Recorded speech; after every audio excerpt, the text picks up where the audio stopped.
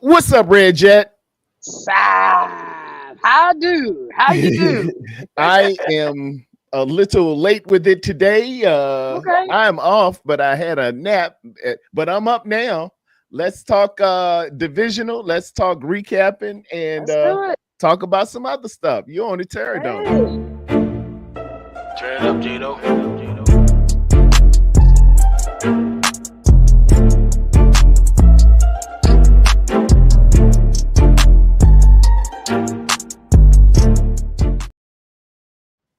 And what's up, everybody out there in YouTube land, a land far, far away? It is 1:01 p.m. I'm exactly an hour and 1 minute late, but I'm here. And Red Jet Shuttle is here as well. Wolfie, please join us. Red Jet, talk to the people. It's on your chest. What Oh, is up, everybody? Oh my gosh. So we managed to get away with one on Sunday, didn't we? Oh my gosh. we certainly did. We It was did. absolutely wonderful. Wow. Shouting out some of my Golden Domers that are already here. We got 49ers Red Zone saying, good morning, everyone. Good morning, dear teacher. Good morning to you. That's what they used to sing in school in Little Rascals. Miss Tanisha is in the building. Good morning, Wolfie and Jet. We still waiting on that daggone wolf dog. Ow, but we'll see what happened. Yeah. Now engage targets as they appear. But I gotta shout out my first two, the first two contestants live on the Terror Dome. Bum, bum, bum. So TD, let's just get right into it. So they only scored 6 points in the second half, which Yep. opened the door for us. We had two interceptions, which could have flipped the dynamic, right? Could have, Easily, should have, could have, but, could might have have. and should have and would have and might have and all that good stuff, right? Yeah, So but and then we lost somebody. We suffered a loss, right? We big suffered a loss. pretty painful loss, but may get some people back, which is a good thing. Number 54 is making a lot of hints and a lot of hint drops, right? A lot of little snippets online, a little chirping going on. That's what I hear. And yeah, right. And then you have some other guys that may be coming off of the injury block finally. So this weekend is gonna be some shit. It's gonna be some stuff, right? And I dare I say it, I think we might have a snowball's chance in hell at it. We may. We got as good a chance as anybody else. Yeah, and then there were 8, right? We went from 12, and then there were 8. So, wow. Somebody got to do it. Somebody got to do it. What are you? I didn't expect Sunday. That's for sure. Are you? How optimistic are you? How pessimistic, optimistic? I know, the certified pessimist, right? The non-believer, right? So. Okay, so I'll just be honest and say it live for the whole world to hear. I didn't watch the game. I didn't watch it. I watched it after the fact. I did see some highlights, including Kittle going down, which was really, that part really sucked. Because my anxiety just was not having it. So I did not.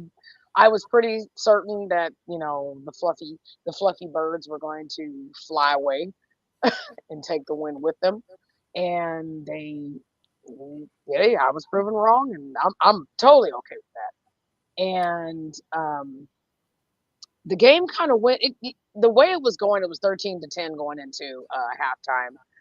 That gave a lot of credence to the second half and a lot of things that happened on the sideline. AJ Brown and Sirianni going at it. A lot of stuff, right? That just made you go, Yeah. It just made you go, do you really? I was. I mean, well, first and foremost, we started like we had to start, and that was Brock hitting DeMarcus Robinson on that slant. Major play. Yes. Um, it was an element we were missing versus Seattle. And Yes. again, I'm gonna say this for God and country. You, we don't know for sure, but I am just going with the thought process and the preparation process Yeah. that I know that is Kyle. Mm. He had planned on Ricky P being there versus those Seattle Seahawks. And he had planned it all week. And he thought for sure everything's gonna go just like I planned it. You see him with his call sheet, his game plan. Kyle and to a degree Brock are very um they're not extemporaneous kind of guys. And you Ooh, spring up on them college at words. the end Yeah. right Yeah. before go, it threw everything off. It All right. did. It Yes, it did. did. Yeah, it He did. had planned on Ricky P being there. Now, Yes, he did. what DeMarcus did was he was choir boy from the Five Heartbeats. And what he did, if y'all can remember the great movie The Five Heartbeats, choir boy went to the manager just before Eddie King Jr. was messing up and missing shows. And choir Yeah. boy said, "Yeah, he ain't here tonight."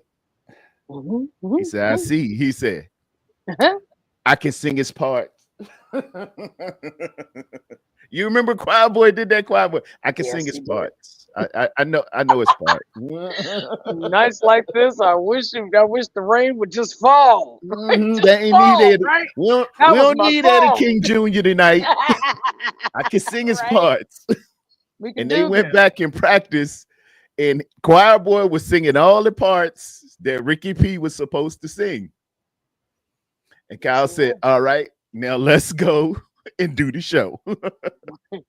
The show and must go on, right? and Yeah. them 111 yards, I believe he had, those were supposed to be Ricky P's. Mhm. But when you don't Football show up for the guys. when you Football don't show up guys. for the concert, we're giving we're giving all that to choir boy. Oh, stop. That's hilarious. so Can so we Ricky P out there with an old uniform on, mm, said, "Nights like this, I wish that raindrops would raindrops fall." would fall? Oh my God. Can we just That- give a shout out to the trick plate? Can we just shout that out? That's all I'm saying. to who? The Can we give a shout out to the trick play? The trick The play. Oh man, The Jennings, the CMC. Oh my my gosh. I main mean, it's man. all over the news, isn't it? J- That's something. Jawan Jennings went back and got what the devil stole from him. Ooh, whoa, If that's deep. if we can remember back to the Super Bowl versus the Kansas City Chiefs, Jawan Jennings was supposed to be the MVP that night. Oh. Remember, he had a pass and he had a touchdown in the Super Bowl. Jawan Jennings got more touchdowns in the Super Bowl than Josh Allen. He threw for one. And they went back to the archives and found that play and ran something very, very, very similar. It was the pitch to him, the run. It looked like a screen setup. And then he popped that thing on the money. He had I think he played quarterback in high school. And we dusted off the Mhm. 45s and we danced to that thing. Not the 45s. Yeah, we, when you had to have that little disc Oh, in the snap. middle. Oh, man, you took it back. Like an old video game. Oh, my God. That's funny. Yeah. Oh, my goodness. God forbid you missed that little thing in the middle. Young kids, before you had CDs and Not the CD. tapes, you you had vinyl, and the vinyl you could make a whole Whoa. album, which y'all probably saw. But there were Whoa. 45s that had a single on the front and a single on the back. But you had to have that little piece. It might look like this vape, and you put it in the middle so your record won't wobble. Oh And, my God, we're taking it back, way that's back. how it went, right? What I'd like to do here is go back, Go way back back, way in the time. back in the time. we I love we it. we dusted Oh off my that goodness. 45, and you might see another oldie but goodie versus these Seattle Sea Chickens. Sometimes those the best ones. People think it's new, but it ain't new. I just dusted that thing off and brought you something nice. Well, the things that stuck out to me when I went, it's kind of a good thing that I waited to to watch the entire thing to get an understanding. Obviously, things are all calmed down. Everybody's still on their hype, but as night gets later and later, you kind of calm down, right? And you Yeah. come down off of that. You can just kind of sit and watch, and that's the beauty of DVRs. You can just hit the start button. You can fast forward the commercials. Life is beautiful. It saves you like 5 hours. It's You know what I'm like saying? And you can watching go. You coaching can film. flip through the commentary. You can just have your own. Have your own birds. Literally the bird's eye view of what happened, why it happened, this, that, and the third. Talking about the two interceptions, right? So I see why, I see how, and I just go, yeah, you probably don't want to throw to a defender. You probably want to always know where your defenders are because going into Seattle, that ain't going to be a walk in the park. We all know that. Um, this, I'm not saying it's a one and done. I'm saying that it could be if you play the way you did Sunday. We got a hall pass because the Eagles, let's just keep it real, they blinked. And they blinked at all kinds at the wrong time. I mean, AJ Brown dropping pat. Good throws from Jalen Hurts, too. Not bad throws at all. They were very nice. Very good throw. Very, very, very accurate throws, right? They weren't these, off or overthrown, underthrown, things like that, thrown into the ground. You know what I'm saying? Like they were right to him, right to his bread box. So my thing is, if it hits your hands, you catch it, right? So we got away with quite a few. And then when I say blink, I mean that when you start having arguments with your coach on the sideline, yeah, that kind of starts to kill dreams. And I think that kind of started you're starting to unravel just a little bit. So take advantage. I think the same thing would apply going into Seattle.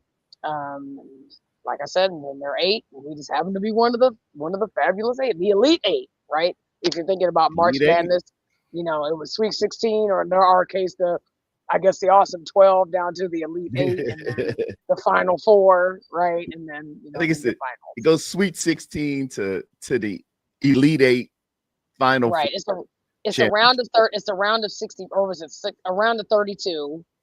Then the Sweet 16, Yeah. then the Elite Eight, then the Final Four. Okay, I got it. Okay, yeah. It whittles on the way down there. Yeah, that's what it do. A lot of close games this weekend too. A lot of It them. was. It Yeah. was. And let's recap some of them. Okay. I had my handy dandy sheet up on the picks that I had, but it started off with my boys, man.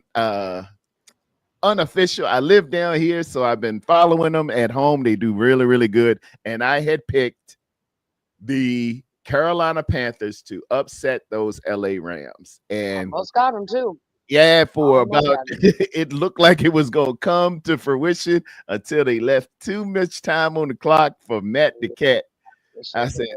no, man, he got 3 timeouts and a 2-minute warning and about 70 yards to go. I was like, oh no, it's too much. You gave him too much time. time.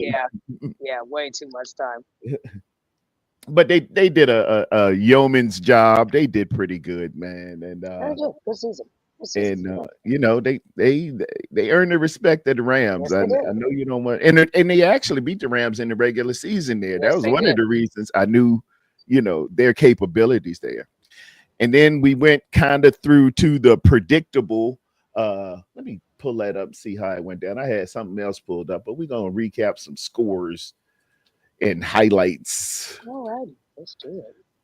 From the playoffs that was, and feel free to holler at the chat. Talk about that. Yeah, feel I free. hope Garrett Waller and Demarcus Robinson have another good game. Me too, Crazy Juice. Me too. That's crazy. Juice going at it. Scores from Wild Card Weekend.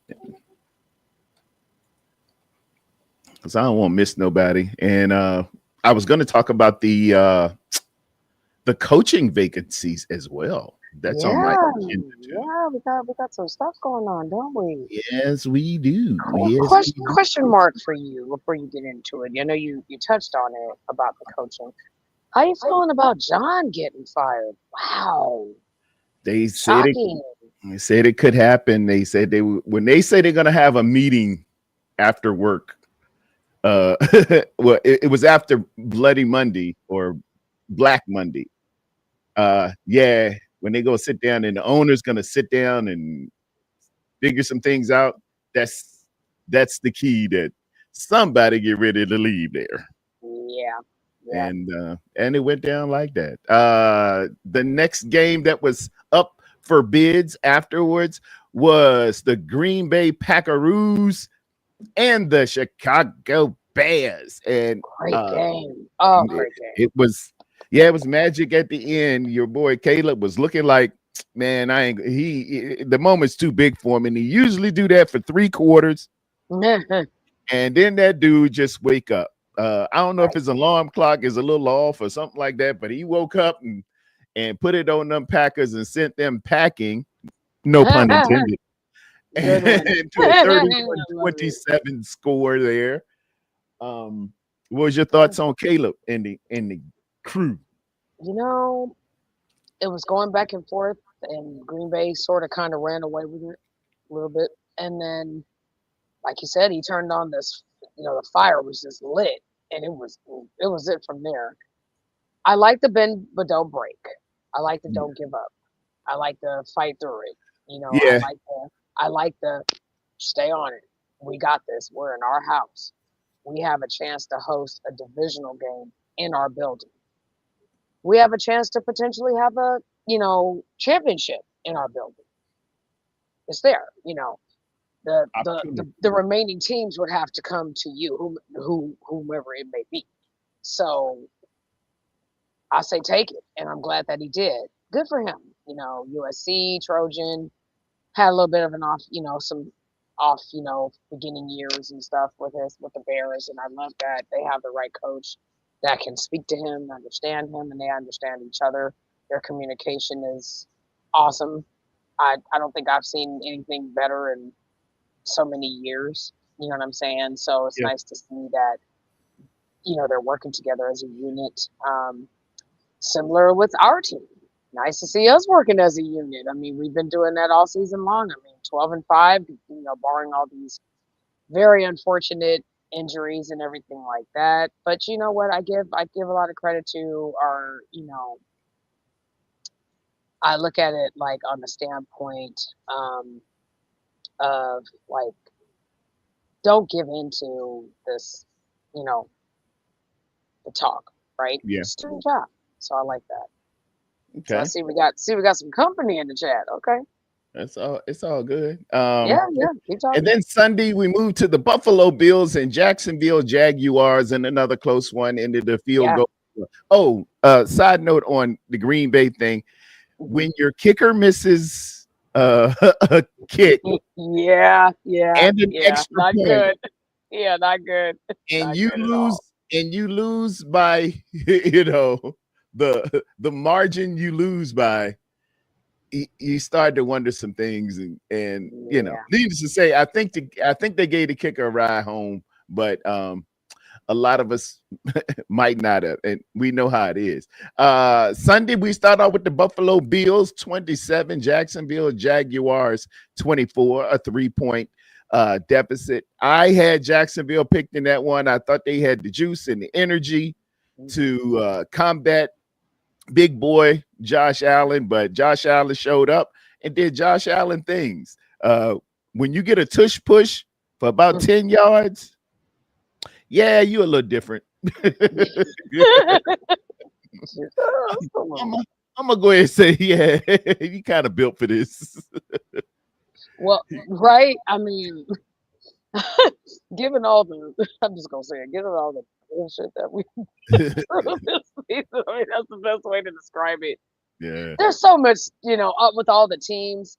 There's so much should have, would have, could have, might have, this, that, and the third.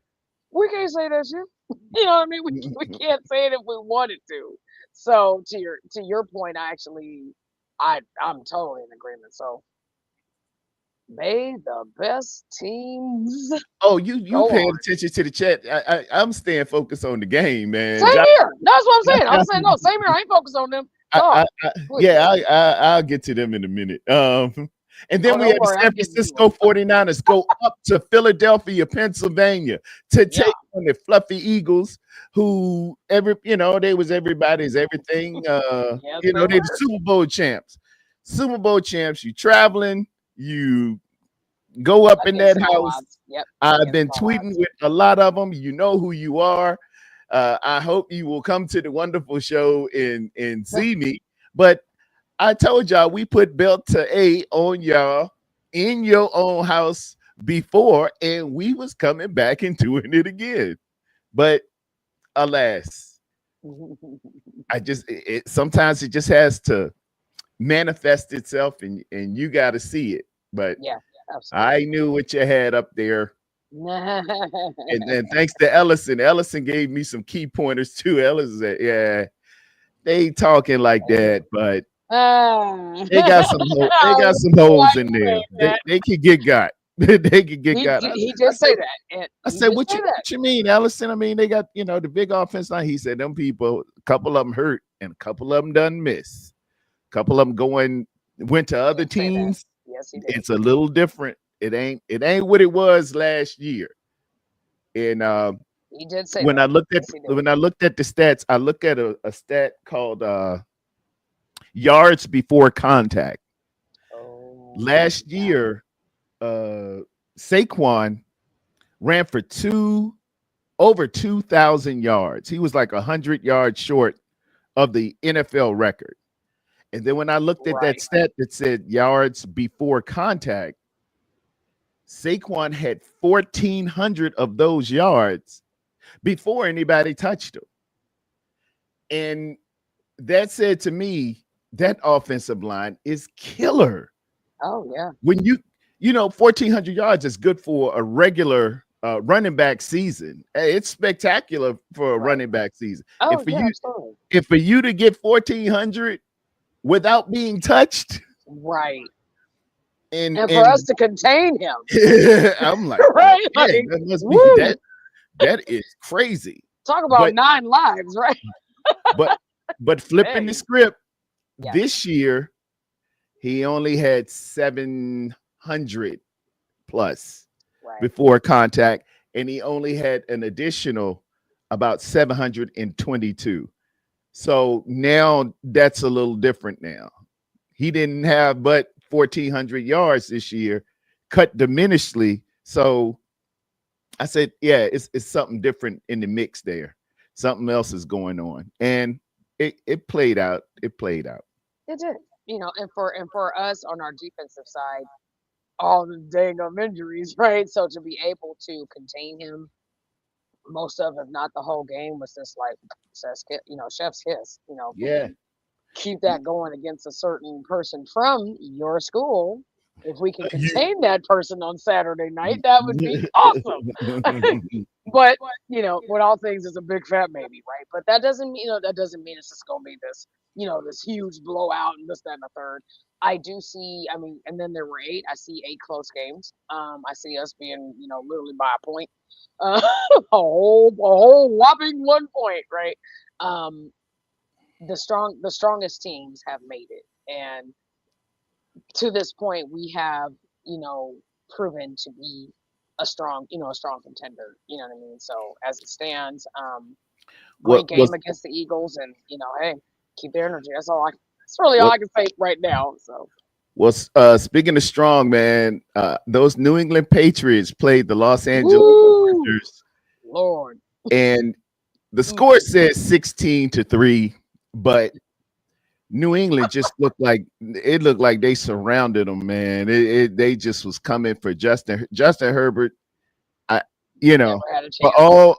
all when you come away with the notoriety is, he's a lot tougher than I thought because they was pounding pause. Not the pause.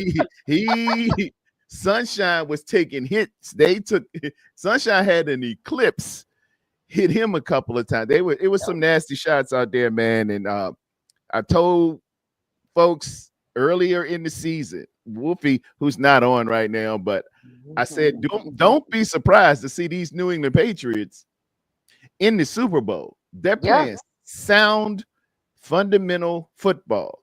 That's what Vrabel has added to that. He got flyers and they tackle really well. When they get tackled, they stay where they're supposed to be, right there. It's gonna be trouble for the league, and they're manifesting themselves as well. So shout out to New England Patriots. Y'all making a little bit of a profit out of me.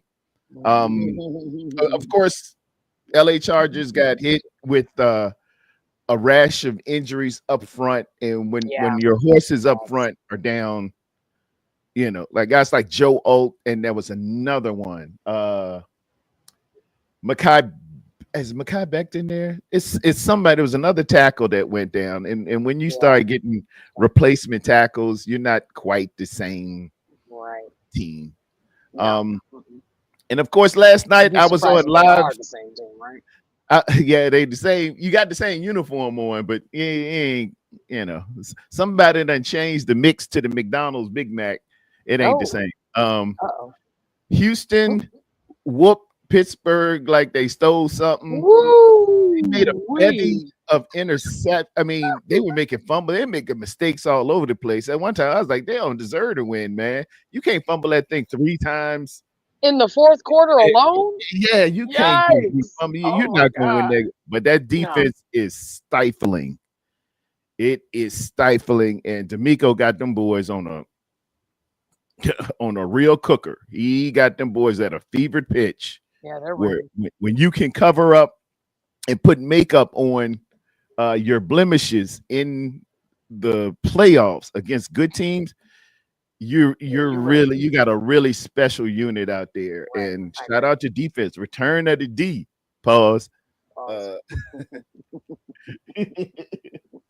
That's we get caught up with offense and all that, and the girls love the quarterback. The girls love the wide receivers and the running backs and stuff like that. But real women love good D.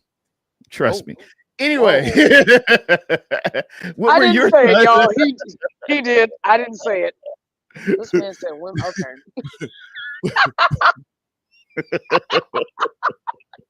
Can you not laugh? That's a little. I had a defensive coordinator tell me that in college. I was like, man, that is so awesome. I can't wait to use that. Oh my god!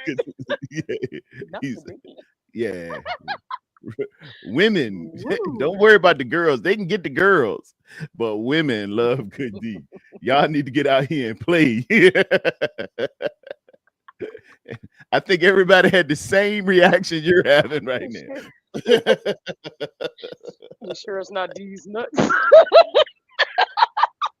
Yeah, that was like 4th grade, but that football reference was so dope. And that set up the playoff bracket and the playoff picture with what I had for my thumbnail. Where's it at? Boom. The playoffs, ladies and gentlemen. That's going to set up what we got this weekend. The San Francisco 49ers are going to the great Northwest to battle again their nemesis, their arch rivals, the Seattle Sea Chickens. You got the Chicago Bears. They will host the LA Rams. That brings when I hear that, check the forecast for Chicago. When I hear that, it harkens to memory when Eric Dickerson and them went up there dealing with them 85 Bears. I'm gonna have to pull a clip. Boy, it won't cute. It won't cute at all. Denver is going to be hosting the Buffalo Bills and the Houston Texans. This is going to be a slobber knocker against the New England Patriots. May the better team win. Yes. I'm excited to see all four of them. So, eight. Oh, yeah, eight. Excuse me. No, I'm right. All four of them. Yeah. That It's, thing ain't gonna be cute. woo, Woo wee. They're good gonna Lord. get out there. Yeah, but you don't want to be out there messing around. So, okay. So now that you have it up on the screen, as we look at the picture, which is a lovely picture, let's start on the AFC side. Let's make it fun before we become analysts on the NFC side. Of these four very good teams, which one stands out to you the most right now? Question mark. And y'all in the chat, join in. Which one on the AFC side stands out to you right now?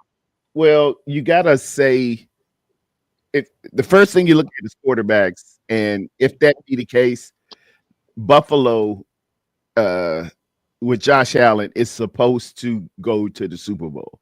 A playoff picture that doesn't involve Patrick Mahomes, it doesn't involve Lamar Jackson.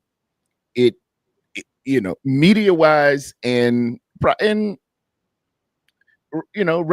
how important the quarterback is, it's supposed to be Josh Allen's year right now. Yeah. So I think everybody's probably going to, if you use that matrix, I think everybody's kind of gonna lean towards Josh and the Buffalo Bills getting to the AFC Championship. How about you? What do you say?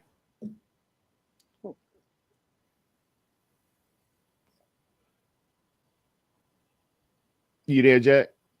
I'm sorry, you were cutting me out.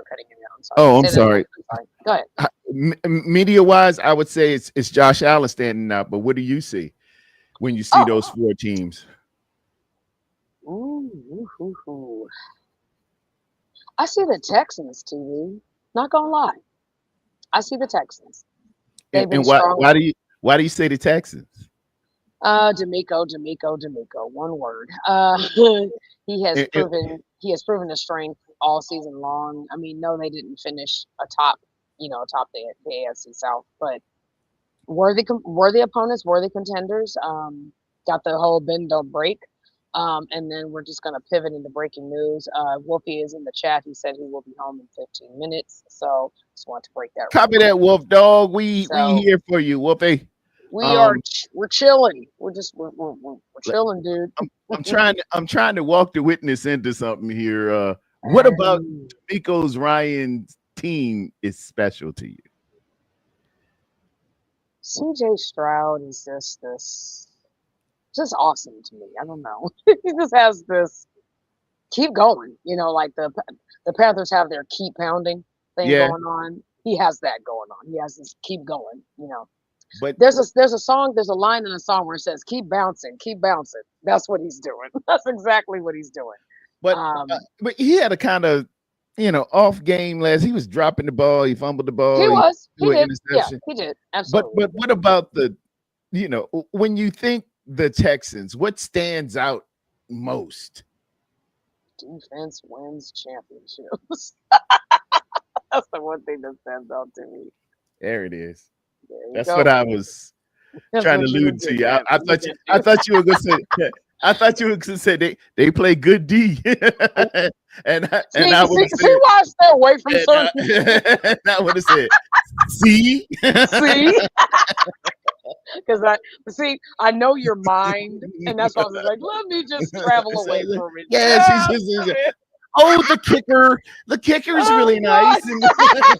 Anything but saying the D. They have such great uniforms. Those uniforms are fabulous, right? Yeah, D'Amico. Right, red helmet. I love it. Yeah, the logo's got a little bull. He's got a little bull. See, you could have caught me right there when I said. When I talked about the helmet, you remember Spaceball? Pause on that. I bet she gives great helmet. Oh my God, I love it. I freaking heart you. Yeah, But yeah, no, the Texans are. I mean, out of all four teams, they just kind of just pop out a little bit more. Um, of course, Denver. I mean, you're the number one seed. You're gonna stand out regardless, right? Like the Seahawks, they're the number one team. They're gonna stand out right now. But yeah, keyword right now, Drake May with the Patriots. They just look great. Vrabel has really kind of brought them kind of out of a, I guess out of the, I don't want to say resurrected from the dead, but they have come out yeah. into their own. Yeah. So They, shout out they Mike Vrabel. Shout him out for that. I mean, he's doing a great yeah job they, with they that were with that dormant. organization right They were now. dormant Very like a dormant. Yeah, plant. They very. were, but he's in came first year infusing. He's probably gonna be coach of the year. I a lot of there's gonna be a lot of pushback. Kyle has done a yeoman's job. Um, yeah, and first year guy up in uh Chicago as well. That's Wolfie's dude there. What's his name? Ben Johnson. That he just crazy Oh about yeah. him. Yeah, he crazy about him. He crazy about him. But yeah, Stand yeah, on it. Vrabel done did something. Yeah, yeah. So okay, so now it's time to venture over to this other side where there are three NFC West teams that have managed to make it to this part of it all. Yeah, Which one stands out to you right now on the NFC side? Here we go. Here we go. just going pure quarterback. You got to go with the experience of Matt the Cat Stafford. He's going to give it a go. That's what the I think the majority of the country football fans are looking at if they just make it a total all about the quarterback thing. But Seattle's your top seed. The Bears are magical, but it's something about the San Francisco 49ers that if you look at our linebacking core, none of these guys were on the team when we started. What was the first game? September 11th, somewhere around there. September 7th, September 11th. September 8th, if I'm not mistaken. Yeah. These guys was I don't know where they were. Red Judge. I don't know and I don't care. It was so long ago, right? Just yeah. Well, let bygones be bygones. But they are here now and they are playing like you supposed to play. Hey, just give me a couple of guys from the Y. Damn, not the Y. Oh shit. Or we get guys who out there tailgating before the game. Say, hey man, what y'all doing? Hey, you over there. Yeah. That was a good tackle. Come on. That was good. You big. Hey, come give him a jersey. Yeah. You right there. Yeah, you. Yeah. Come on. You and that Transformers get up. Yeah, come on. Yeah. Well, you have to put on a pair of shoulder pads. Oh my god. and that's how it go down. We just use what we got. Yeah, absolutely. Yeah. And gonna compete. We gonna compete. I know you had alluded to our first encounter with it was actually a second encounter, but it was at home. And it got a little rough, little tough, to say the least. Yeah, you can say that. You can say that. But we was missing Trent Williams. Yes. And like I said, 60 minutes. No, I think it was 90 minutes before go. The surprise Gomer Powell moment was Ricky P ain't gonna be here tonight. Right. And you're like, for real? The infamous sob story again. So we going out here with my number one receiver who is tough as nails and can go, but he runs for a decent 4.7. That's our main guy. This is who we're gonna be looking for this whole game. We have no compliment on the side. Okay. Let's okay. Oh god, okay. That's what it is. All right. That's what it is. This secondary that can cover everybody. Right. How bad are we gonna lose again? No. You just gonna go with Sky Mode. Damn, is it that bad? That's basically what you gave him Oh before the my game. God. I know, I know you right? ain't practiced with these guys. I know we had a whole game plan set up for Ricky P. Nights like this, I wish the Ranger he was going to do a split and everything. He can't go tonight, and y'all go and face that defense, which is like going against the Apollo Theater. they're gonna they're Damn. gonna throw bottles at us, Oh. and We just but so the Sandman is not gonna just carry us off. Okay. oh no I got no no you. no Okay. the All right. Sandman came out there early. as, as soon as we My said bad. do do do do do do do, like well damn. Well, damn. Okay then. That's how we're feeling today. All right. All right. Yeah, Let's go. it messes you up. He said wide Yeah, it receiver does. It one does. was the fourth or fifth string. Yeah, that can mess you up right at the beginning of the game. you know. but but hey, I ain't taking nothing away from Seattle, man. They got good defense. Really good defense. You see what I'm saying? The whole word. Yeah. And they came to play, man. They had a game plan, and even though we might have been a little haphazard in what we had at the Right. point, they were flying around and making great plays. Mike McDonald been doing that since you were there Christmas night against the Baltimore Ravens. Yeah, Mike McDonald he know the secrets.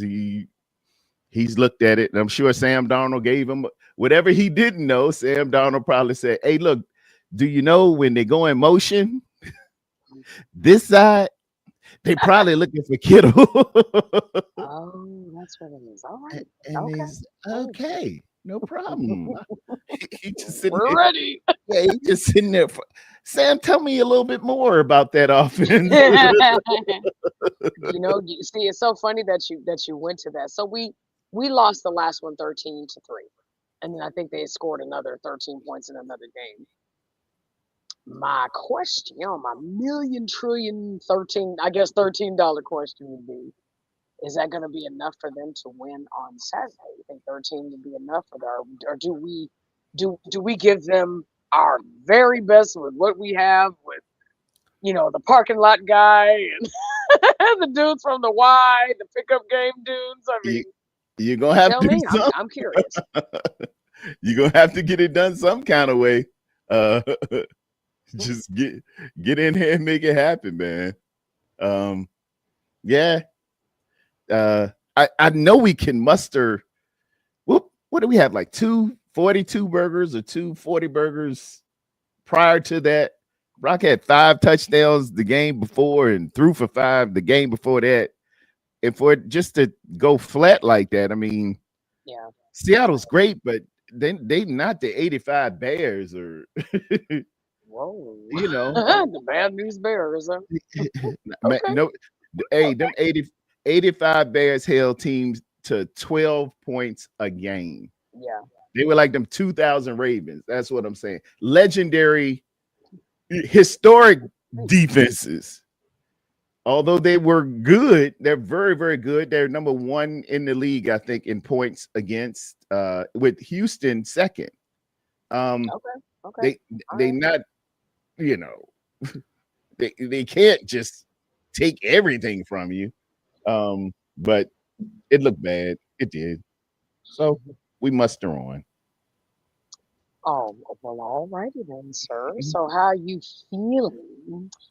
Feelings. Whoa, whoa, whoa. Feelings.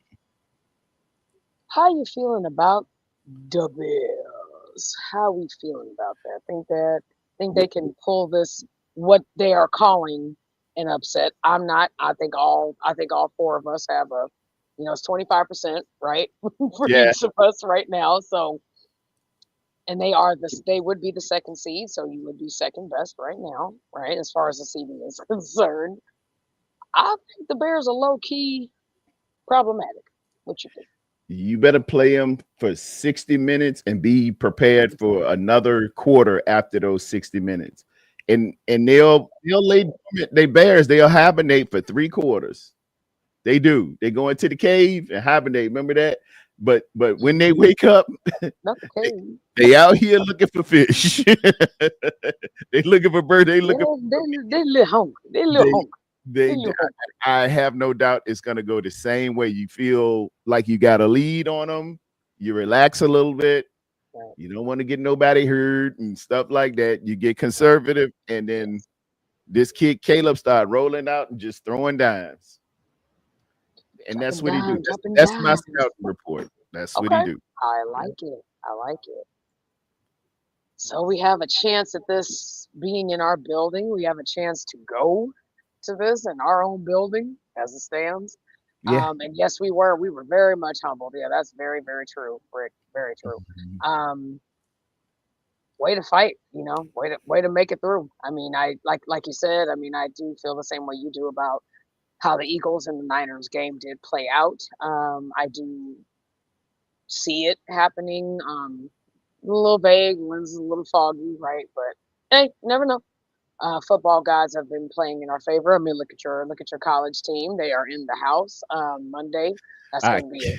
Oh, man, I know you can't wait. Oh, I me either. That's gonna be exciting. I mean, can't hey, be more may the best proud. team win at that point. That's gonna be. I Oh, that's gonna be can't be so more fun. proud of my boys, man. It was I Right. saw it come. You saw this coming pause with Cam Ward last year. We were a couple steps away with Cam Ward. That's why I'm so crazy about Cam, man. And we went out and got a 7-year vet.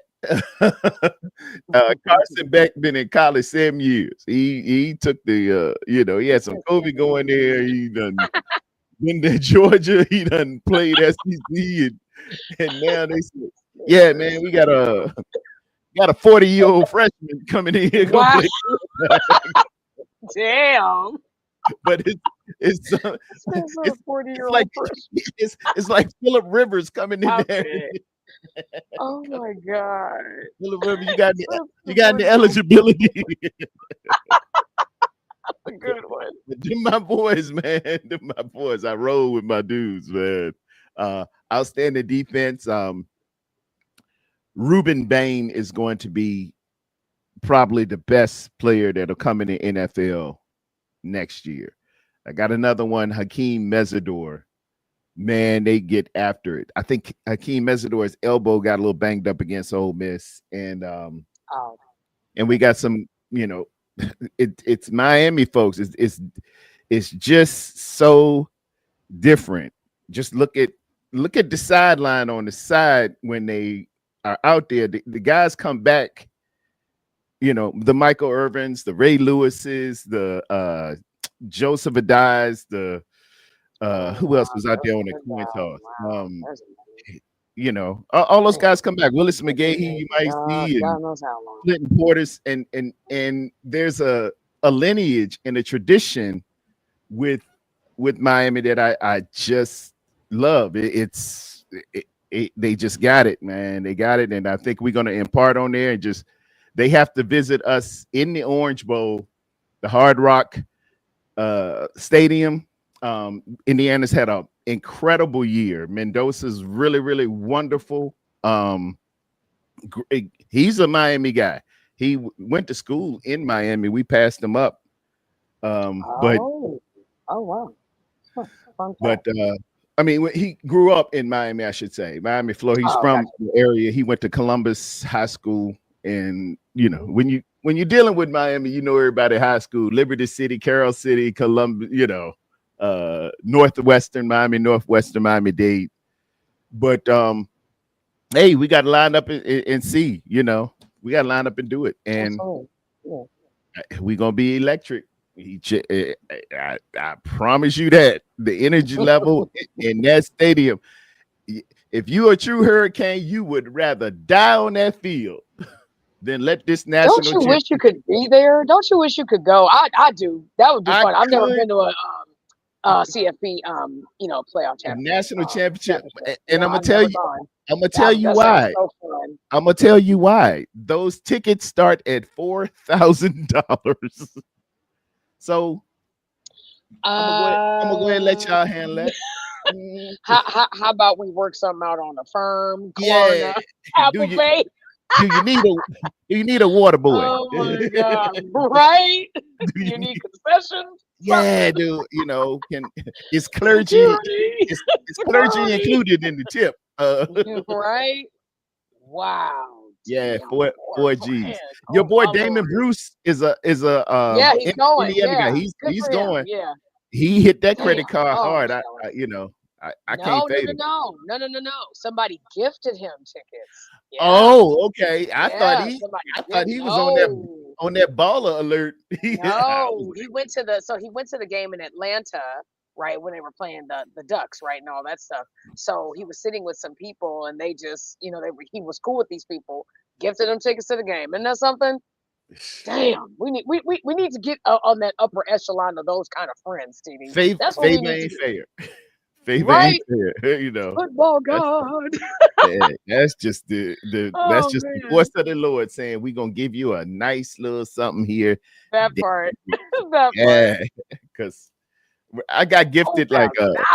Good I lord. remember, hey, when Carolina was doing real bad, they used to leave some tickets for you. And when I got back, somebody had put two more tickets there. Red Zone said 60 payments. I'll do 60 payments. That's fine. Yeah, you had to say, you break that 4,000 Oh up in god. 60 payments, put a little interest on that. I'm saying, yeah, it'd be $10,000 after it's all said and done. Isn't that crazy? That's their funny. their children will be playing at the University of Miami by the time you finish paying. My house will be paid off by the time I pay Yeah, off the $4,000. That's wild yeah. work. Oh my For god. for a secondhand Honda Civic with Ooh. 100,000 miles, you can go to the game. I mean, for my car, which has 222,000 miles as we speak, Nah, you gonna have you to put can. a little something with that to bump. That's not enough. Yeah, Damn, even the jet not worth it. yeah. Dang, like that. That man gonna say he Oh said my, it's you not a you bucket. got It's it. not bucket enough, huh? No, you got a little Oh jury to man. help this out or something. Or Right. You got a Pinto to go with this. You got a Grizzly. You got just a something. couple of something.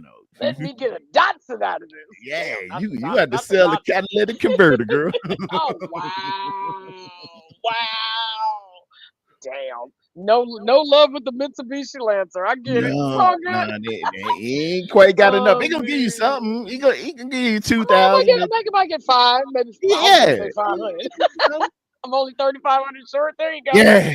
Oh my God, that's funny. I mean, if you think about the cost of that versus the Super Bowl, that's like significantly cheaper, but still, like, dang, Them good Super Bowl, lord, mama. yeah, those tickets for the Super Bowl started about 5,000 nosebleed.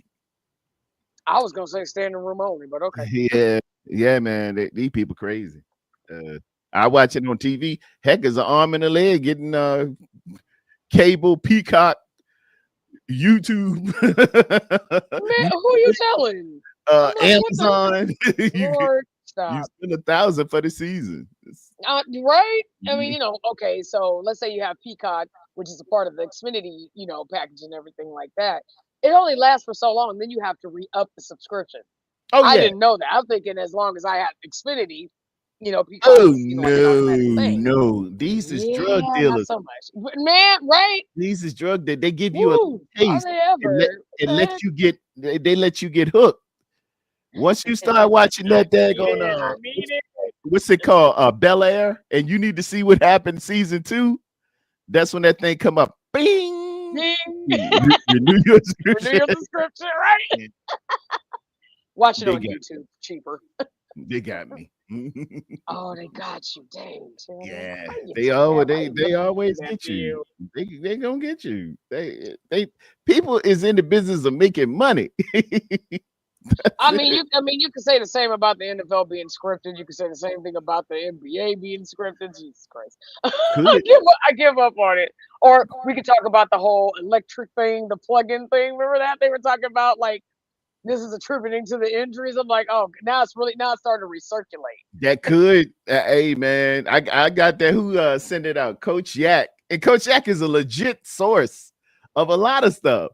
And Yeah, he said, and then he showed that map where the power surge, the power storage supply is or something. yeah, I was Yeah, like, it's like man, right. It's like hey, right across here or something like that. The practice facility or something it's like that. got to be Yeah. something. It's got to be something, Jet. If I don't know that it isn't, I have to entertain that this could be something. We need to investigate that because it's no way we just keep getting hurt every year. Everybody just hurt.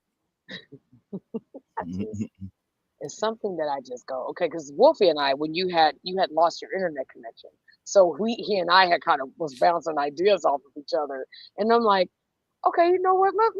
Let's have some fun with it. Why not? Just what if it is a real thing? How do you change it if you can even change it, right? How do you counter it? How do you condition? How do you work? How do you know what I mean? How do you work out? How do you eat? How do you get your habits better? You know what I'm saying? Like, I'm like, all right, well, let's, we're gonna talk about it as a conspiracy theory. Let's talk about it a little bit more, right? It's got to be something. It's got to be something. Put a firewall up there or a 10-foot steel wall around it. Something. Yeah, something, right? Do it because it's no way everybody just keep getting hurt like that. You just don't do this. Yeah, You know, for real. good healthy athletes just pop it. I'm sure they done looked at the diets. I'm sure they done looked at everything. And speaking of looking at, ladies and gentlemen, coming to the Uh-oh. stage, Uh-oh. conspiracy I theorist.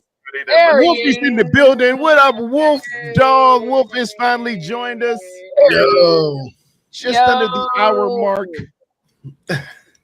I've been trying to hold down the fort the best I can. I'm no good at it. It's been wonderful. She's been sorry about that, great. guys. No. Walking my dog, and then I was like, okay, I gotta get on before 11 o'clock. That was my mark, and just barely got it, I think. But sorry about that. No, you're good. How's the conversation? How's things going? How's the morning? I have been channeling my inner Wolfie for an hour. I think I did okay. I think I did all right. You did excellent.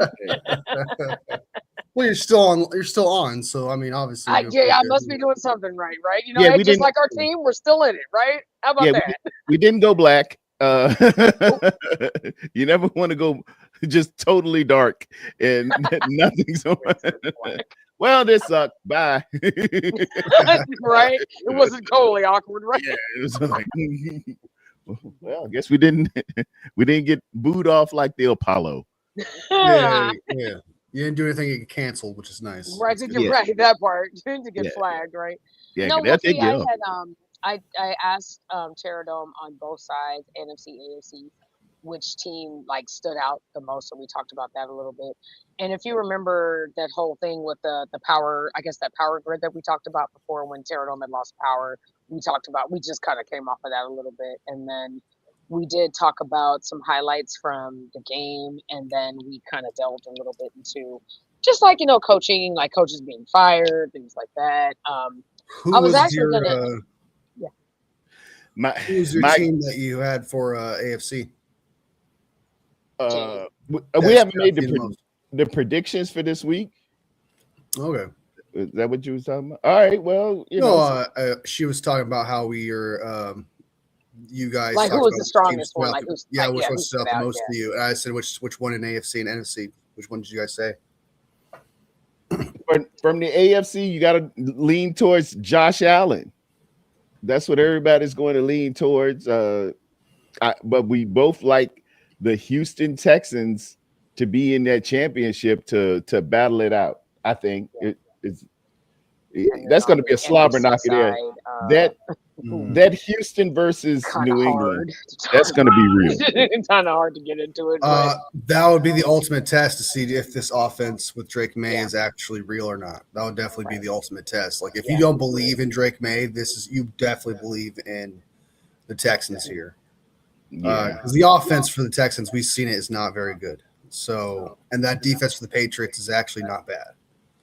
So it's going to be an interesting game. It's really going to come down to this defense versus Drake May. So it's kind of like the same thing with Justin Herbert, where it is like, can Justin Herbert carry this team over the Patriots? And that just couldn't happen. Can this defense now do that? We'll see. Shall see. And on the NFC side, shades of the LA. I'm looking for the forecast. because when I see LA play the Bears and they're going to play in Chicago, it brings to mind that when I was 80, when I was in 85, I was 15 years old. Man, that was a hard day for them Bears, man. Them 80, it was a hard day for those Rams. The Bears were just, man, they were scary in 85. I'm gonna be honest. You didn't want your team to even be near those 85 Bears, man.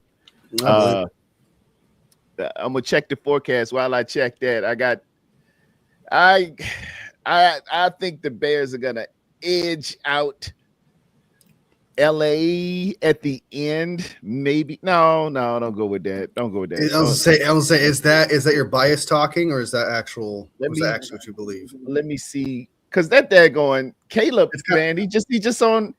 He hibernates for 3 quarters and then he out there just man will throw 5 dimes in 1 quarter. He's never out of it. It's just crazy. True, true. But Matt the Cat is going to the Hall of Fame, and you're gonna have to do everything to stop that guy, man. And he's got a healthy Devontae, and Puka Nacua is first team All Pro this year. They got what you're looking for. If you slip one bit, you're gonna see that number 12 get that ball, and he gone. He gone. How do you feel about the Bears and Rams, Jet?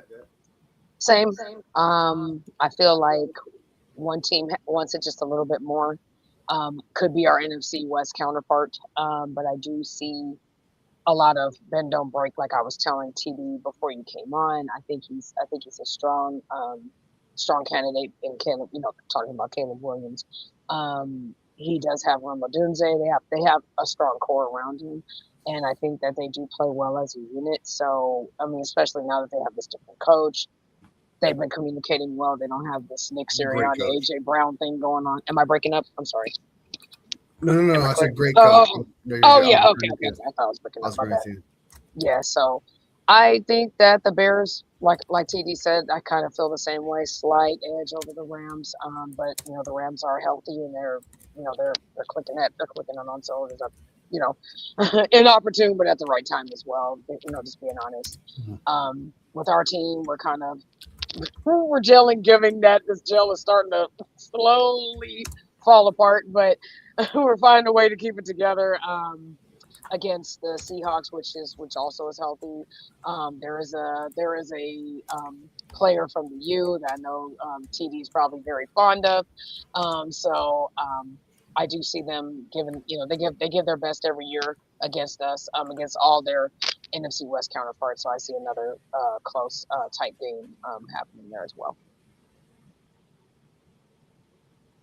I'm checking it in Chicago. Sunday, the high will be 19. The low will be 8. Oh God! I did not leave anything of it. It's 19 with a cool wind coming at 7 miles per hour. It doesn't say the direction, but I'm willing to bet it's off of that lake. So that 8 will feel like probably 6. Just in case I can work with 8, but girl, when it gets 6, I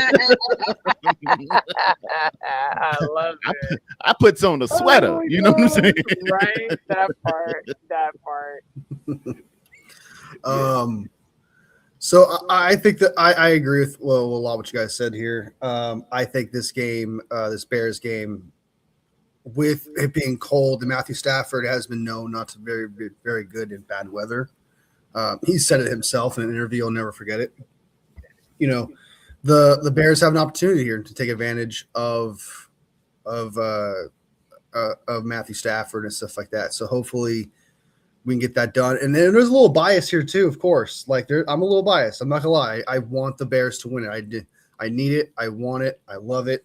And I hope that the Bears absolutely dominate the Rams.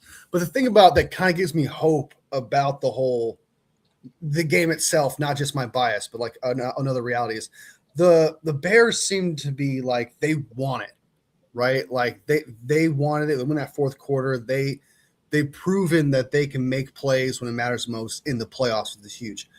Right. I know that Matthew Stafford has that history. I know that Sean McVay have that history of that same thing. But the Rams don't feel like that. In that game, in that playoff game against the Panthers, they didn't feel dominant. They didn't feel like the team was meshing. They just felt off, while the Bears just feel like they have a lot of momentum. So there is just there's that aspect that maybe the Bears could take advantage of and actually beat this team. And I think they're very much capable of doing that. So I got the Bears beating the Rams too.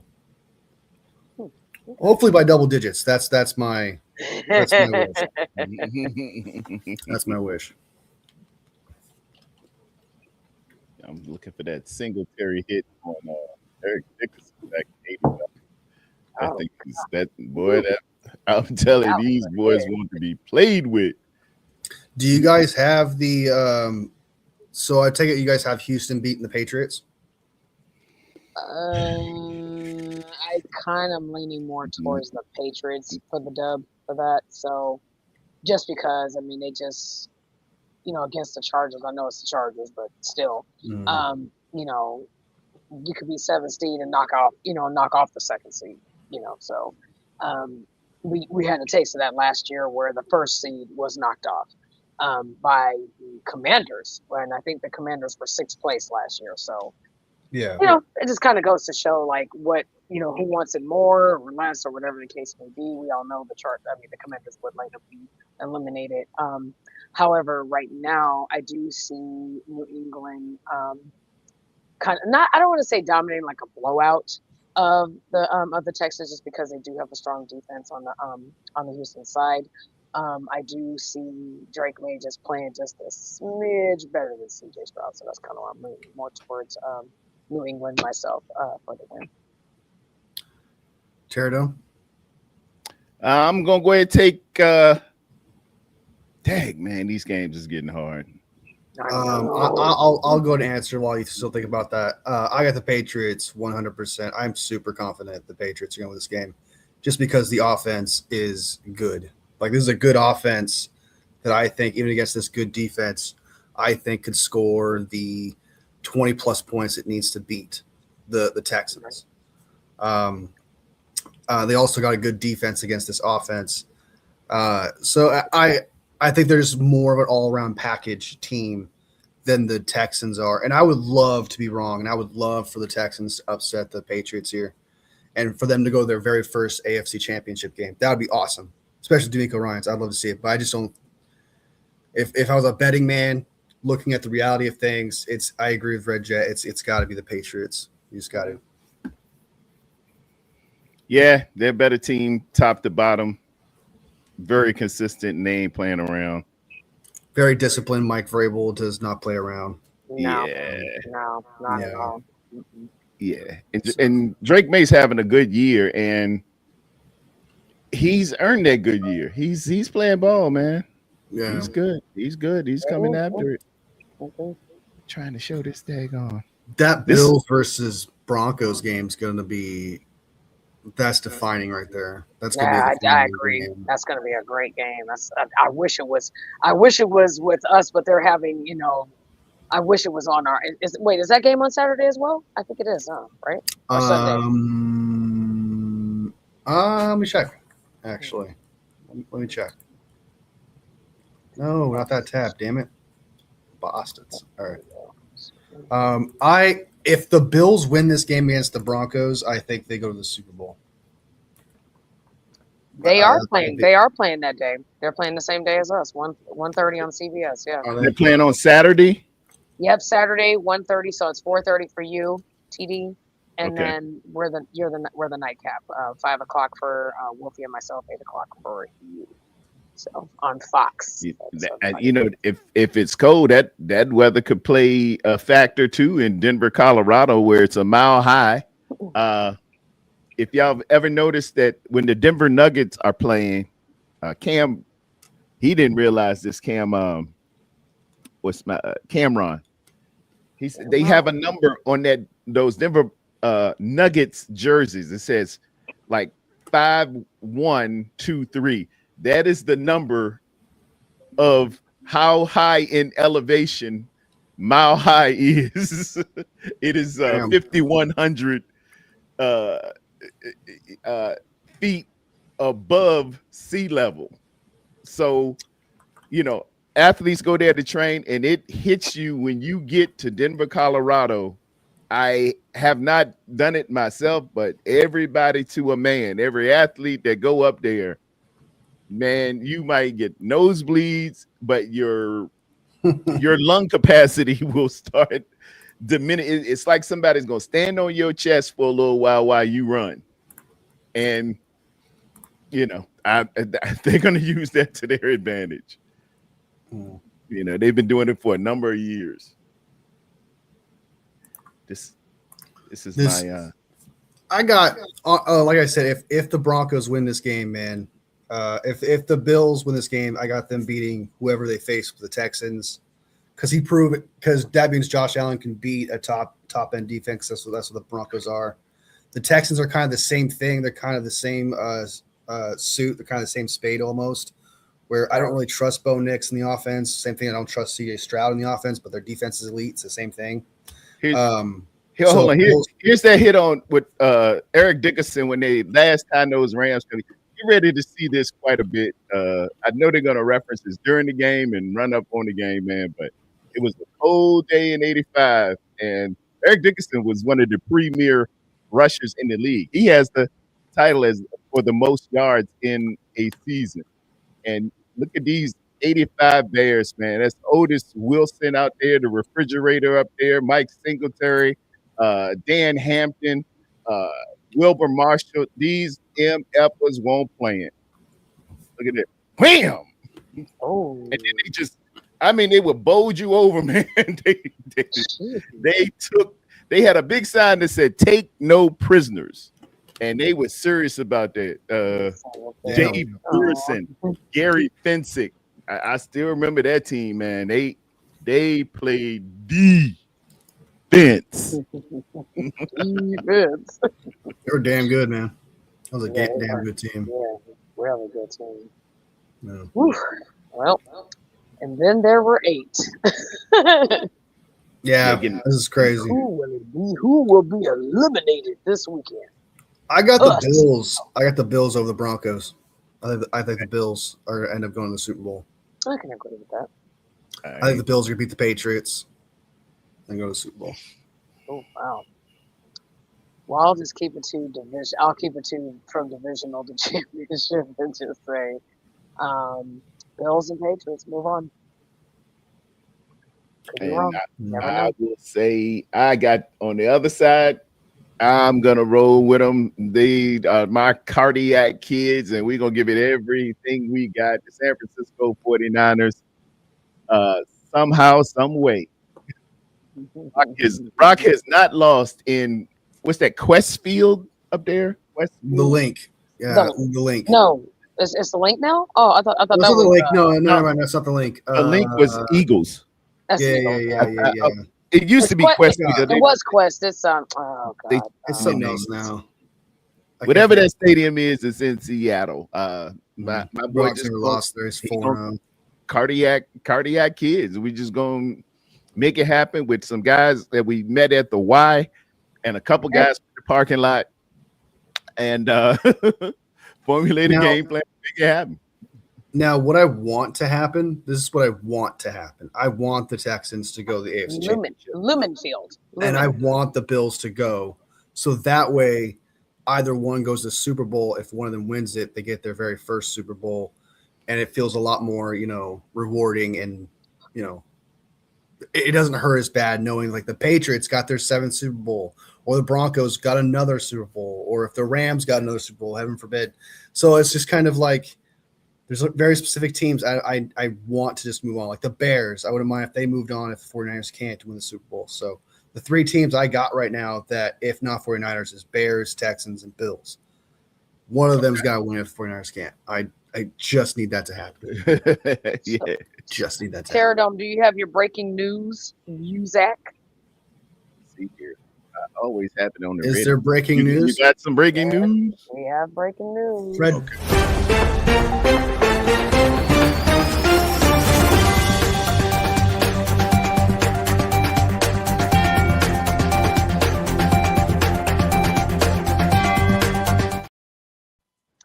What you So got, Jeff? it has been reported in the chat by Don't Bother Me that Mike Tomlin of the Pittsburgh Steelers has stepped down. Whoa. Yeah, yeah. that's crazy, dude. And confirmed with Woo, woo, woo. That's Wow, crazy, dude. that's crazy. Woo! Well, there's That's another another one. opening to add to my list. End of an era. I'm a big Mike T man. But Me too. you know, it was just, I guess it just too much. You couldn't get over the hump in that first round. Been well documented. Everybody just been taking Wow. at it, but the man had 19. I think he had 19 or 20 winning seasons consecutively with. That's crazy, man. That's only. insane, isn't it? That is Wow. only rival That's the to end of an era, two dude. other men. Two other men. There is Tom Landry, there is Bill Belichick, and there is Mike Tomlin. Those are your three. But it is what it is. You know, they needed a new voice, and I guess they went for it. What do y'all feel? End of an era, man. End of an End of an era, era. yeah. End of an era for a lot for Harbaugh or John Harbaugh and Mike Tomlin's crazy, both in the same year, man. Yeah, same year. Isn't that So, crazy? yeah, a lot of I think what it is it's just an accumulation of what these new coaches are doing. So they have to get in on them. Like Mike McDaniel, second year, first seed, doing fantastic. Ben Johnson doing great things. Liam Cohen, all these new coaches they could have had. Instead, they decided to stick with these guys. So we realized, okay, maybe we need to move on from this and go get something else. So that's why I think is happening here. Teams are getting smart, and it's time to move on from coaches that's just not working out. And I think it was a great move. I'm not saying Mike Tomlin's bad, but sometimes it's just trying to move on from It is. Yeah. the norm and just have a fresh start. And sometimes a fresh start is just better. And that's what Mike Tomlin's going to find a new job if he wants one, like immediately. And I do agree that this job, this Pittsburgh Steelers job, is going to be very coveted because as a coach, from what I've gathered, you get taken care of very well. So, and I think a lot of coaches would love that kind of security. Yeah. So that's why I think of it. Shocking. Wow. So shout out, Don't Bother Me for the Tomlin to news in the Baltimore chat. would be crazy, dude. That would be insanity. Oh my lord. That would be so cool, dude. That would be so cool. Yeah. What if both of them swapped? You're Harbaugh. right. Oh my god, that would be insanity. Oh my That would god. be dope. He's still in dude. there. Oh my The streak God. continues. Tomlin to Baltimore and Harbaugh That'd to Pittsburgh. We're born to Pittsburgh. And it wow. It fits. Let bygones be bygones. Everybody be a professional and go.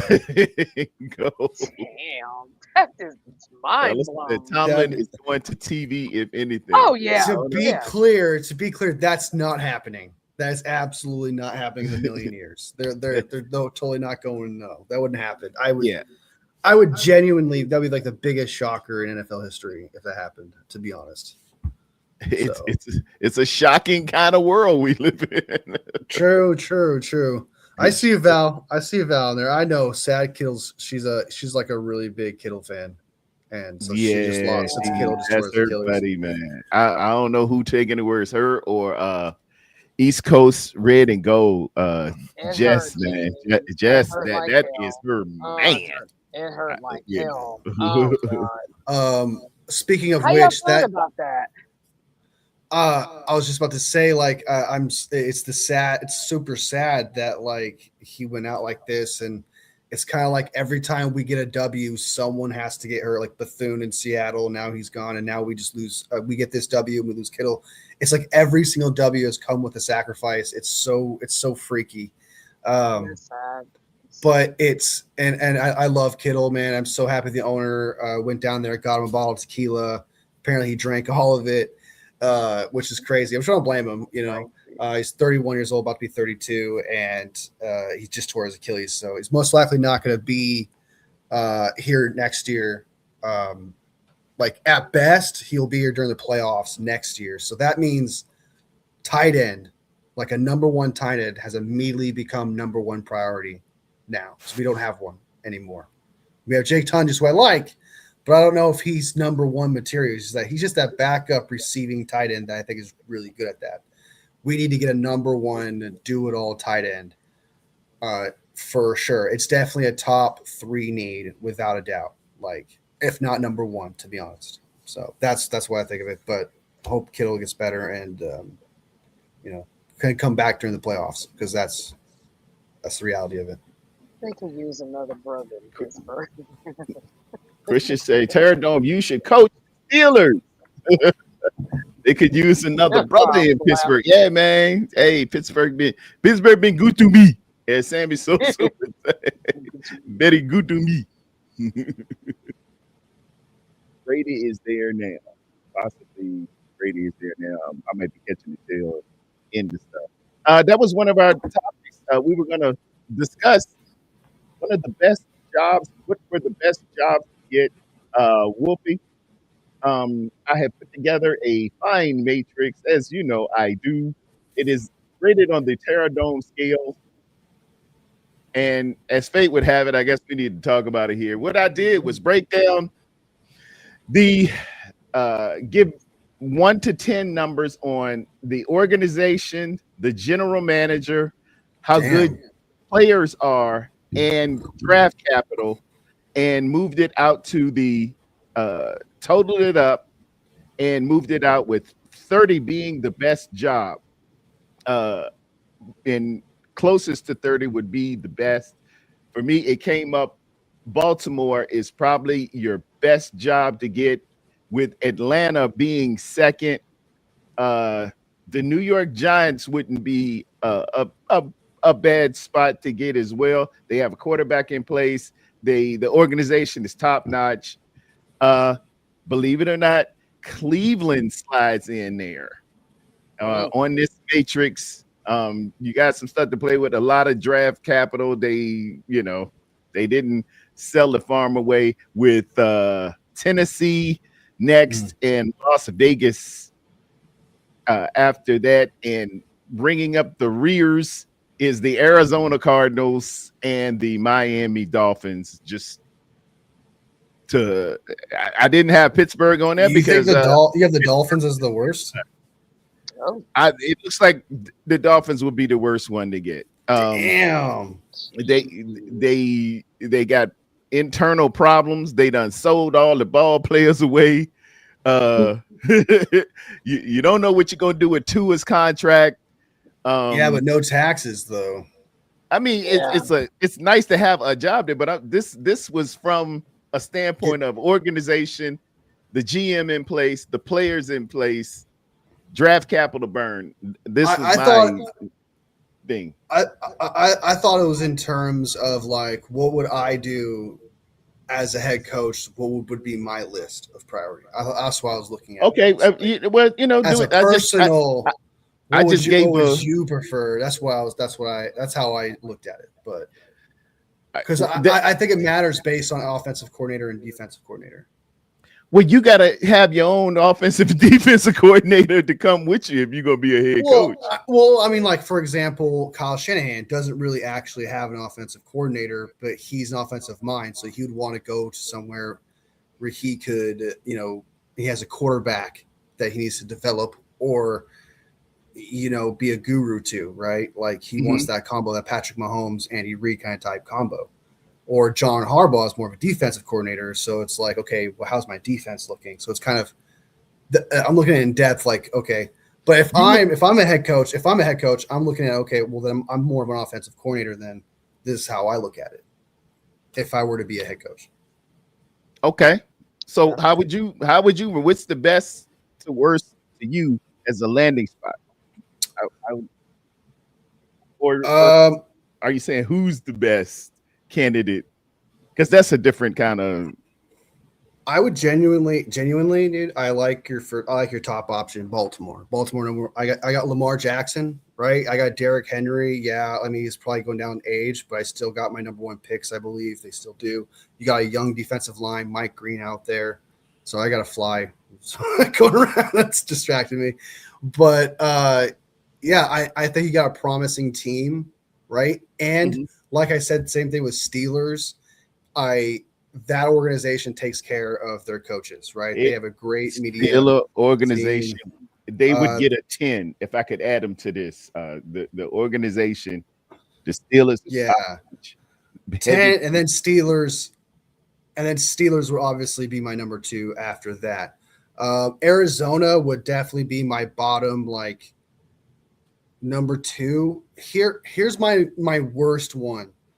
And this might be a hot take, I don't know, but it's Cleveland, okay?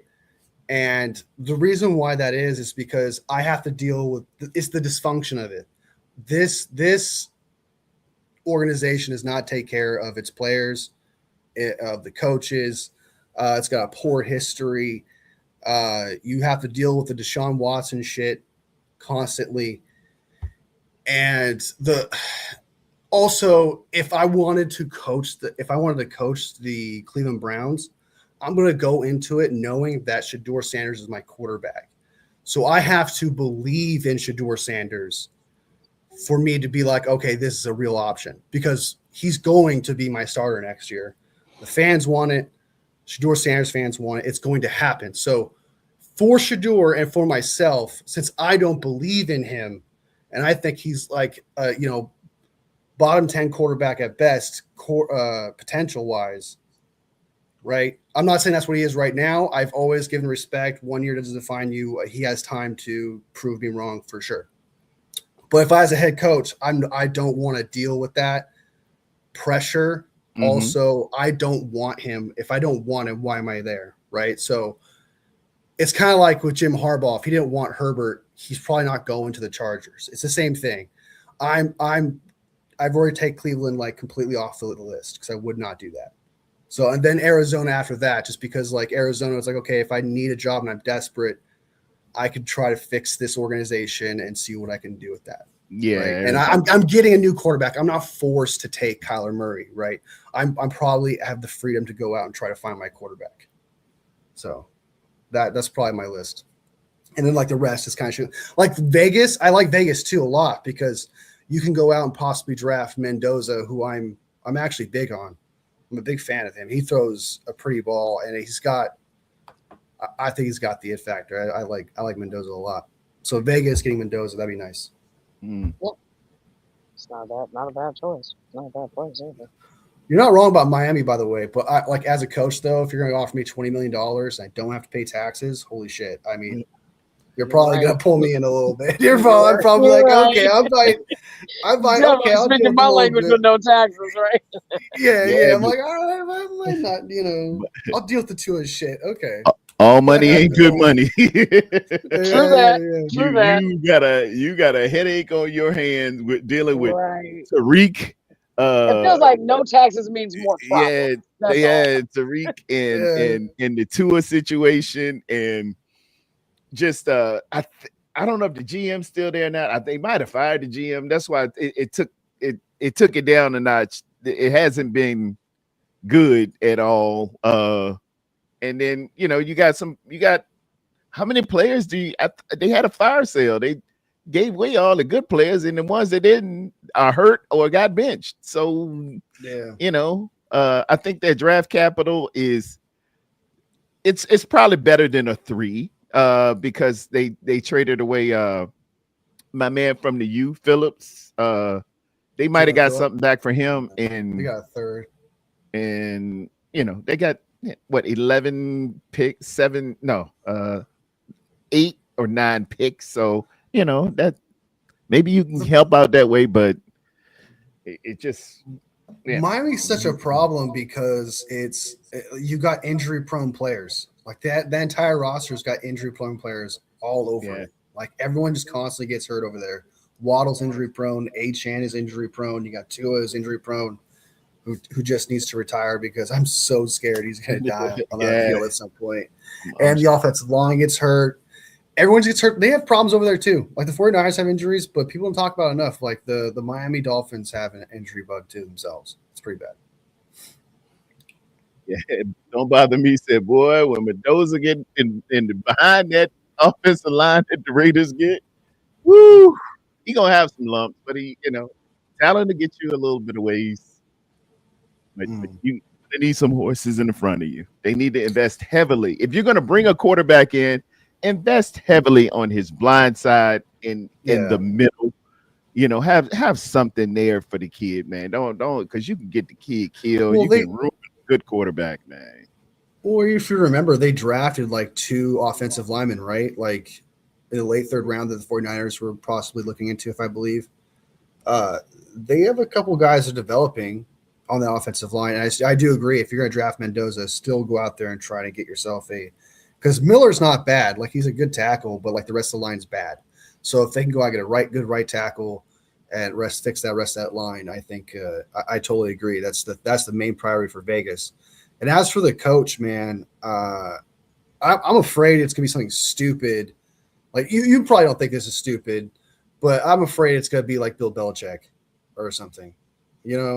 Tom Brady, like something silly like that. I would not like that. You gonna get a splash head coach? You mean it's gonna be somebody recognizable and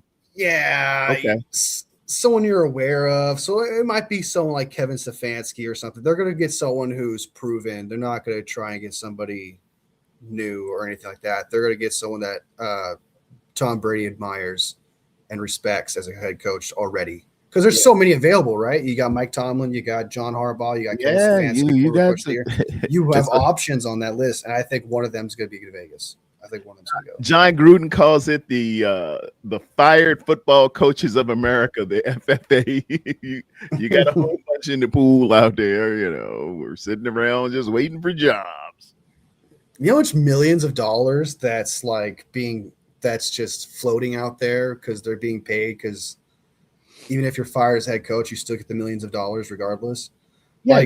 You signed a contract. $200 million right now is floating out there that's free to these coaches now. So that's just kind of crazy to me, where it's just like nonchalant, you're fired, but here's millions of dollars for the next 10 years. Yeah. It's crazy. You don't have to come into work, nothing like that. You just go ahead and get your check, just stay at home. They're paying you to go away in essence. Yeah. So I think the greatest hustle, honestly, would probably be a great college head coach, right? Get that NFL coaching job that pays you $100 million for 10 years or whatever, some shit like that, right? Yeah. Play like shit. Just be a terrible head coach, and then just get that $100 million guaranteed. Do not do work and just be lazy at that point. That would be like the greatest hustle ever because they got to pay you. They got to pay you regardless. $100 million. I get it no matter what. I get to go and do whatever the hell I want now.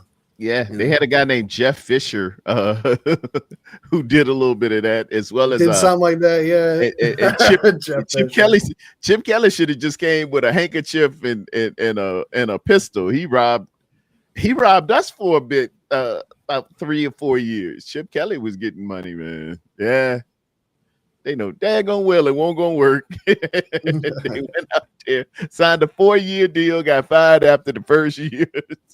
Stuff like that. Chip Kelly tried running that stupid offense, dude. Like that hurry up offense that just was not it. You had older players and shit, Yeah, Joe Staley's like 30 years old and you're having him like run a marathon. Get in shape. Yeah, it was so dumb. It was so dumb. And then you exhaust the defense because you did a hurry up offense, 3 and out. 3 and outs, and you back out there. Run up some plays. Keep going. Yeah. Time management was not a part of the pillar of the Machine Gun Kelly offense. He had some innovative plays in there. He had some. He had some. He had some. Glow. I agree. Some wrinkles, but yeah. I would say that Kelly was trash. You see. If I'm one of these teams, genuinely, the first thing I'm doing is I'm hiring Mike McDaniel as an offensive coordinator, and then getting Robert Saleh as a head coach. Those are the two things that's a major priority.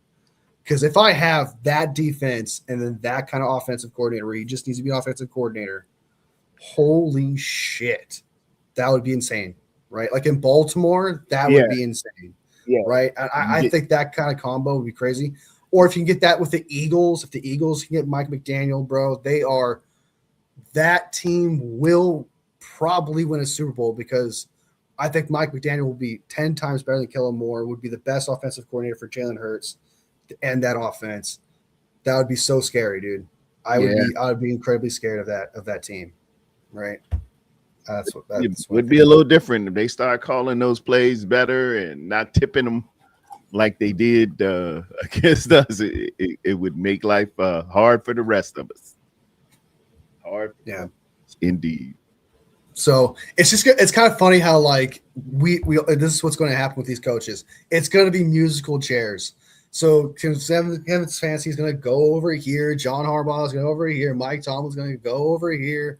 Next thing you know, Brian Daboll is going to go over here. Like it's just going to be like I feel like 5 teams are going to go ahead and claim coaches that were prior coaches. Oh, definitely. That's what I think. That's going to be your first pool every time. Stop it, Wolfie. Mike McDaniel. Don't even put it in the atmosphere.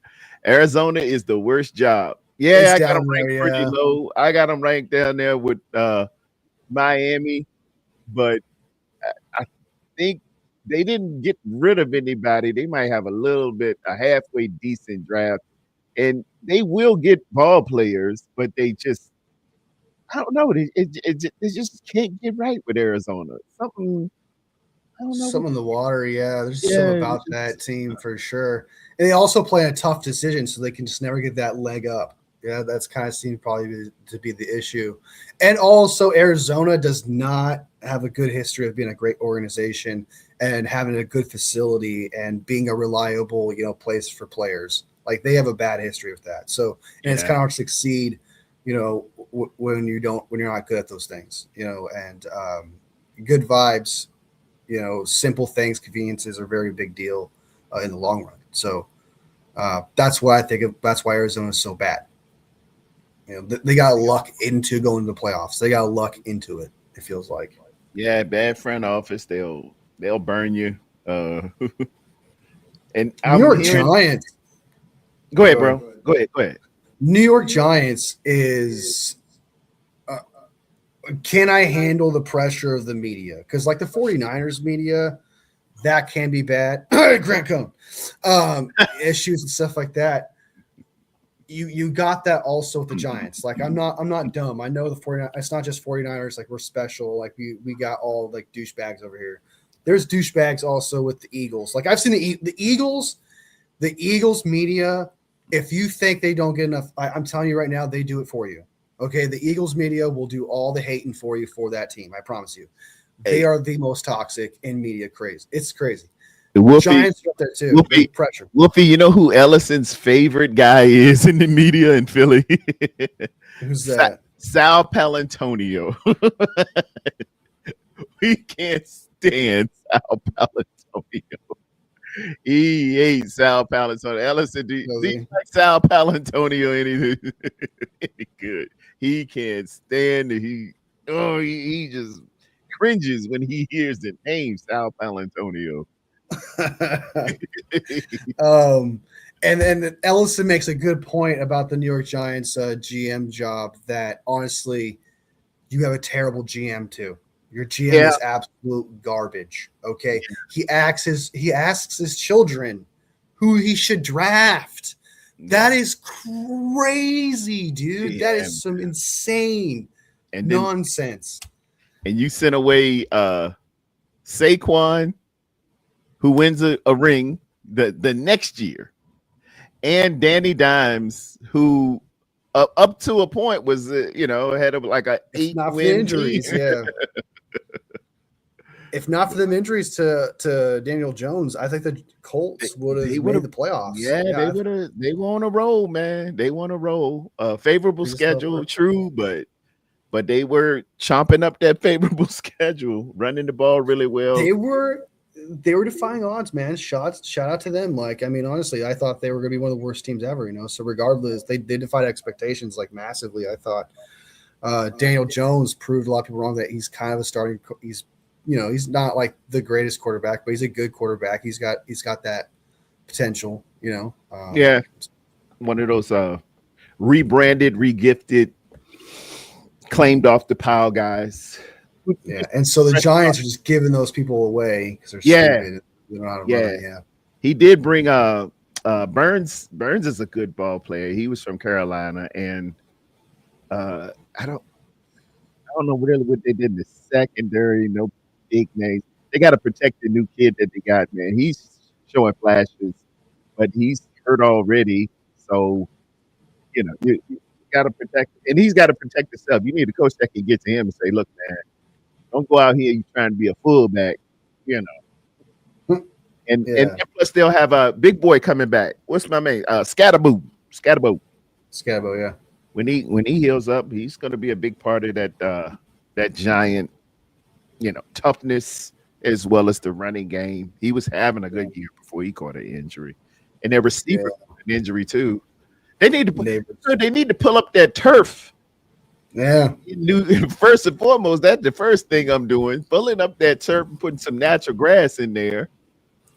I'm horrified to play there every time. Like I hate playing there. It scares me. Whether we playing the Jets or the Giants, MetLife has always given somebody an issue. Every time, man. Every time. Well, it just goes to show, I don't understand that you put millions of dollars into these players. You're not going to put the best grass out there possible to make sure that they don't get injured. Like, do you think it's an advantage that you could end an opponent's, injury at the, risk of injuring your own? That's wild, dude.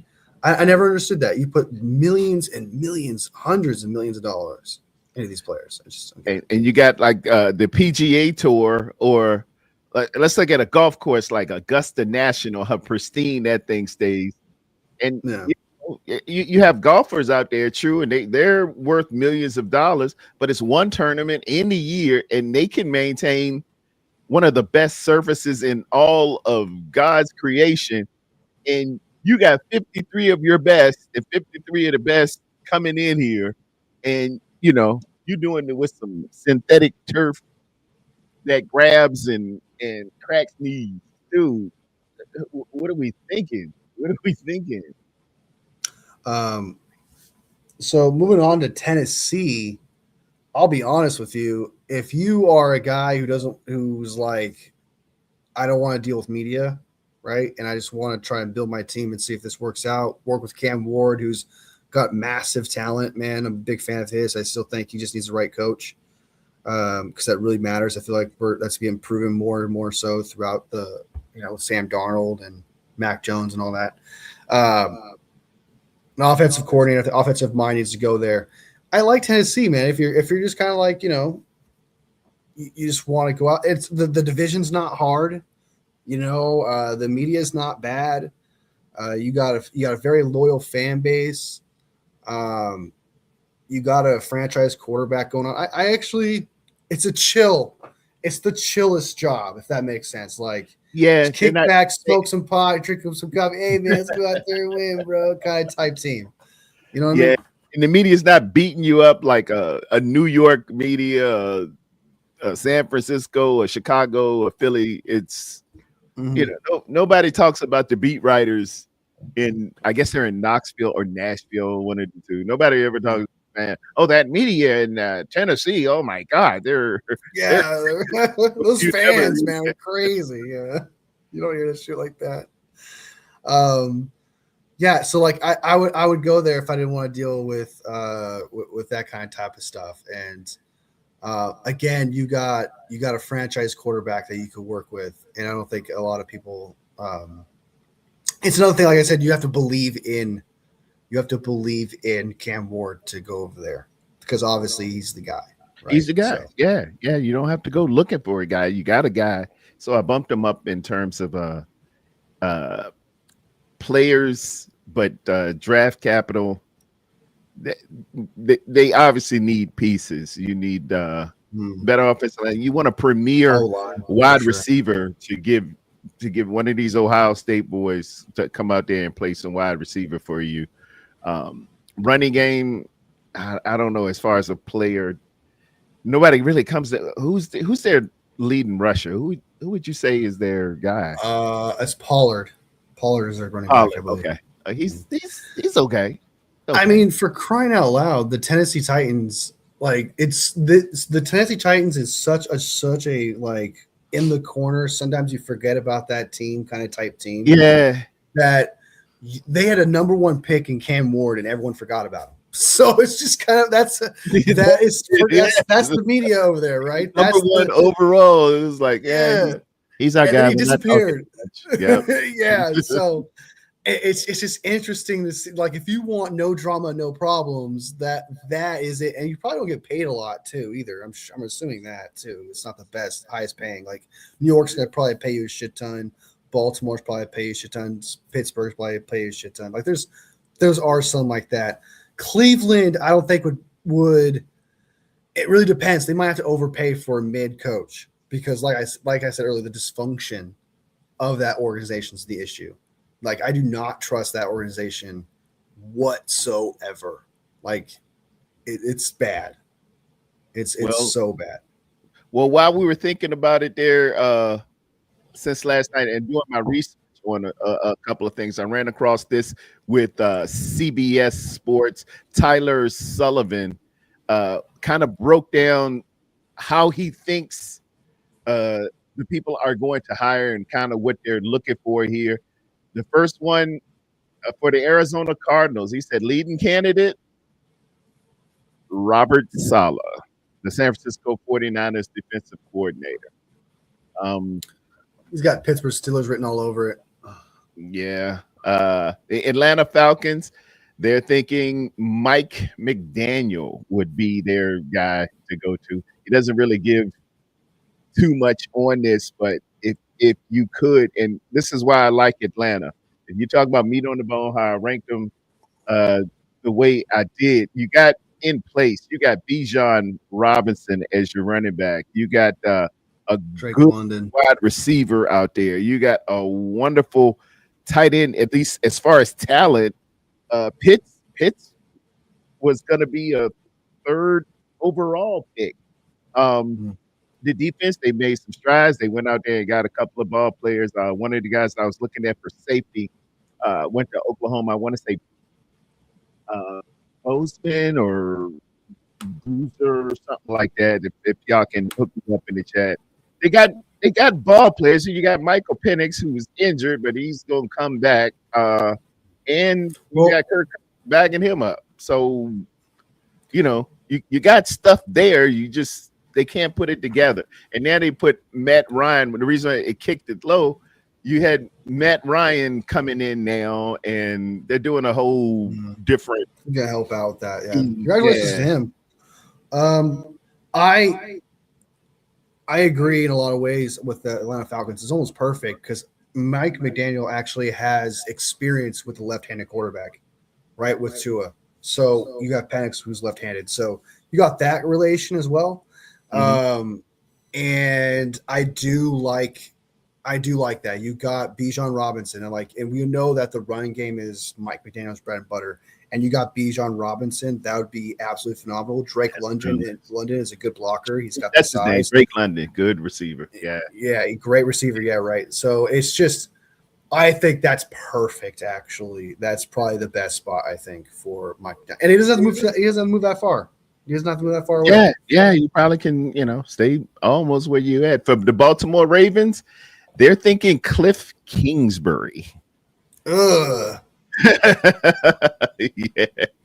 Terrible. You got NFL MVP Lamar Jackson. You simplify things a little bit. You got a running back there. I don't know if Kingsbury can handle the toughness. Because you got to have you got to be tough. It'll depend on who he gets as his defensive coordinator and offensive line coach. because when I think in a AFC North, I think of toughness. I think of rain, snow, Pittsburgh, Cleveland, Cincinnati can get pretty cold. You got to be able to go into them places, man, and just be tough and come Well, away with some victories. And I don't. Cliff Kingsbury comes off to me as kind of a dome guy or a warm weather guy, and that might be just the bias of his resume because he used to be in Arizona as well as who else was he with? He was in college, and it was Texas A&M, I think. Texas A&M. Yeah, I mean he knows offense. He does, but I don't think toughness with Cliff Kingsbury. That's all I'm saying. The relation I feel like he's going with here in that article is the fact that Kyler Murray was a mobile quarterback, so he's got that experience, so you can add it to Lamar Jackson, and he can do those read options and those sweeps. So I understand where he's coming from, but he's not successful at it. He's had moments, right, but he doesn't have that consistency. And we saw what he's like as a head coach. I just feel like that would be a terrible place, especially for Baltimore, whose organization's more into a cornerstone kind of type of head coach that want to find a head coach that's going to be around for a while. Yeah. Not like, okay, experiment, let's hope for the best. Yeah. Wrong. That just wouldn't make sense to me whatsoever for Cliff Kingsbury to be a Baltimore Raven. That would be so bizarre to me. If that happens, I would be bizarre. I would be weirded out. I'd be like, this is a Twilight Zone for sure. For the Cleveland Browns, he's thinking Jim Schwartz, Browns defensive coordinator. He would kick on over and be the guy. He would step in there, get an offensive coordinator, and Jim Schwartz is a heck of a defensive coach. I would keep him as a defensive coordinator. Yeah, great defensive coordinator, but as a head coach, get John Harbaugh. Go get John Harbaugh. Oh Lord, a Harbaugh and a Schwartz. You got to be professional here, buddy. It wouldn't be Jim, so maybe it'd be all right. In Las Vegas, they're thinking Clint Kubiak. Anytime you can get a Kubiak, Seattle, you're doing well. You're doing well if you get a. No, I wouldn't do that. I don't think his offense. His offense is not doing good. What are we talking about? Why would you? His offense is not doing good. He's a Kubiak. I know, but his offense is not sexy. I mean, it's not juggernaut, but they're the number one seed, right? Yeah, but we all know it's because of that defense, right? Then I put up some points. Sam Darnold was out there. 13 solid points, bro, dude. Don't think about your game. Look at their whole year. Look at their whole year there, bud. Smith and Jigba. That's about it, right? So it's just kind of. I know I'm totally against that. I think Kevin Stefanski should go to the Vegas. I think that'd be better. I think that would just be a lot better. I don't know if they would want Stefanski. Try and poach what's his name from the Vikings? Poach him from the Vikings. Give him a first round pick for the head coach from the Vikings. What's my man name? O'Connell. Oh, the offensive coordinator there. I thought you were talking about the head coach for the Vikings. I thought you were talking about Brian Flores. No. I was talking about the head coach. Go trade for them. I think that'd be a perfect fit. Him and Mendoza would be great. Kubiaks are great, man, especially for quarterbacks. Kubiaks are way to go. That dad was next to John Elway, and he spawned in great offensive minds. I think it was got two sons in there. You got Gary Kubiak, Clint Kubiak. We got a Kubiak. They're really good. They're really good coaches. They it's in the blood. What were you saying about Tomlin? Tomlin going to Vegas would be hard.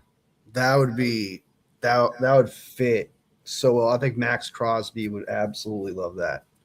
I think that entire team would absolutely love that. I think Mike Tomlin being there would be crazy. It would be a respectable name. That's who Tom Brady has a lot of admiration and respect.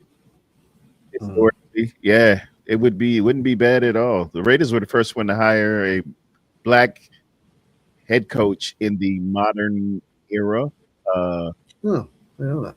his name was Art Shell. He played for the Raiders, and he coached Bo Jackson and Marcus Allen. They went to the playoffs a few times. Man. He did a fine job. The Miami Dolphins, Jesse Minter, the Chargers defensive coordinator. That's who he's got is who he thinks would be a fit. Um, okay. I guess that's random, actually, if you really Yeah, think about it. yeah. That's not even the best defense. Like, why would you go after not even someone from the best defense? Why would you pick? Why would you pick at? You want to go after? I guess Seattle. You can't do Seattle. Broncos defensive coordinator would be better, right? Yeah, Yeah, they're having a good year. They're having a good year. go after them, Yeah, bro. Like, I like the Vikings DC man. I think that guy he's out. Brian Flores. Yeah, Fangio. Oh, watch that. Incredible. Man, y'all check out Johnny Dales. Johnny Dales links you to a cat named Brent Coleman, and it's Coleman with a K. They talk about Vic Fangio's defense, cover six and cover eight. If y'all are real football heads and minds like me, it is a wonderful, wonderful defense in terms of zone and split field coverage, the cover six and the cover eight. And the way Fangio uh, has put it together, it is palatable and learnable for those DBs dealing with today's motions. You know what I mean?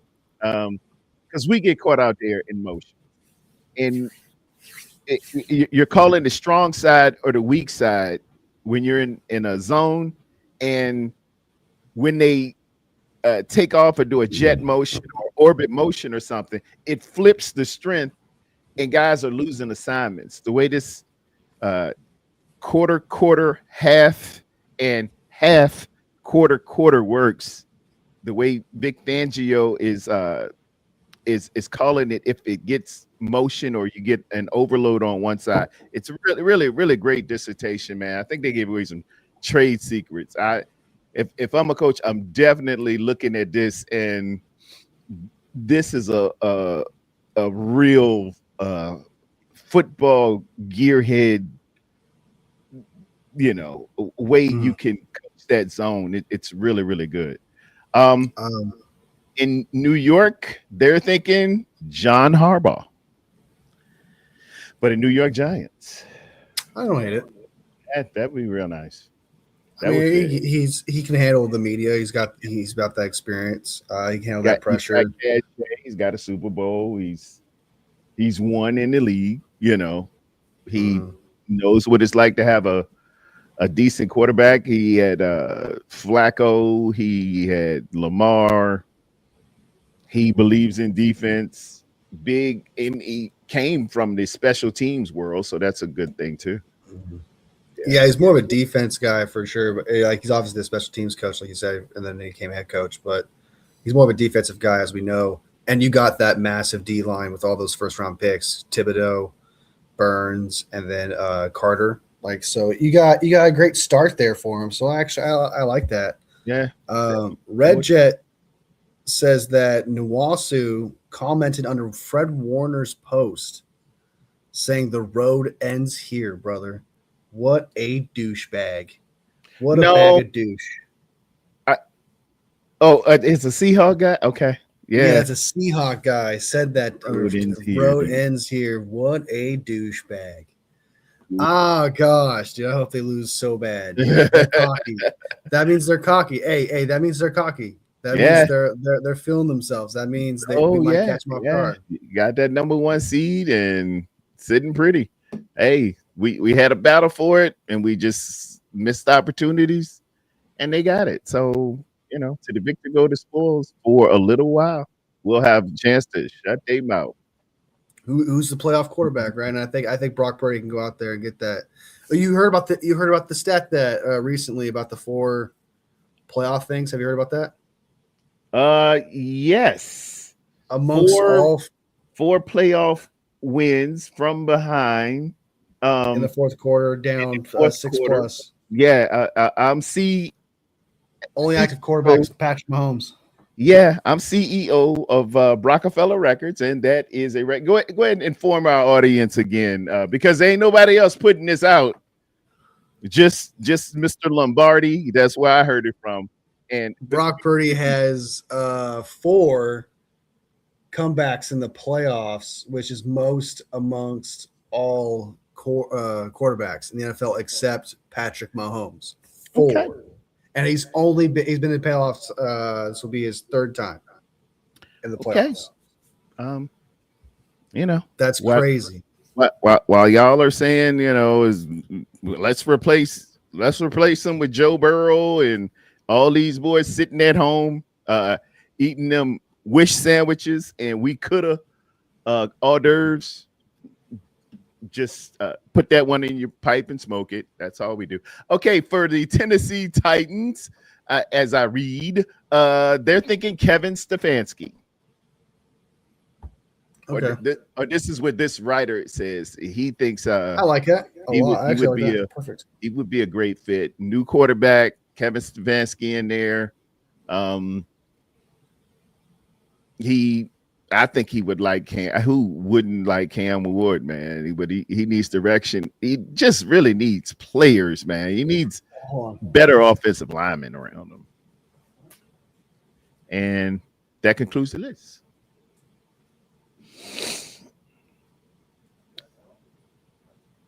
So what say you in the chat right now? Going back to my chat, Ellison Burley have to factor in Aldo if Green Bay and Buffalo come open as well. Yeah.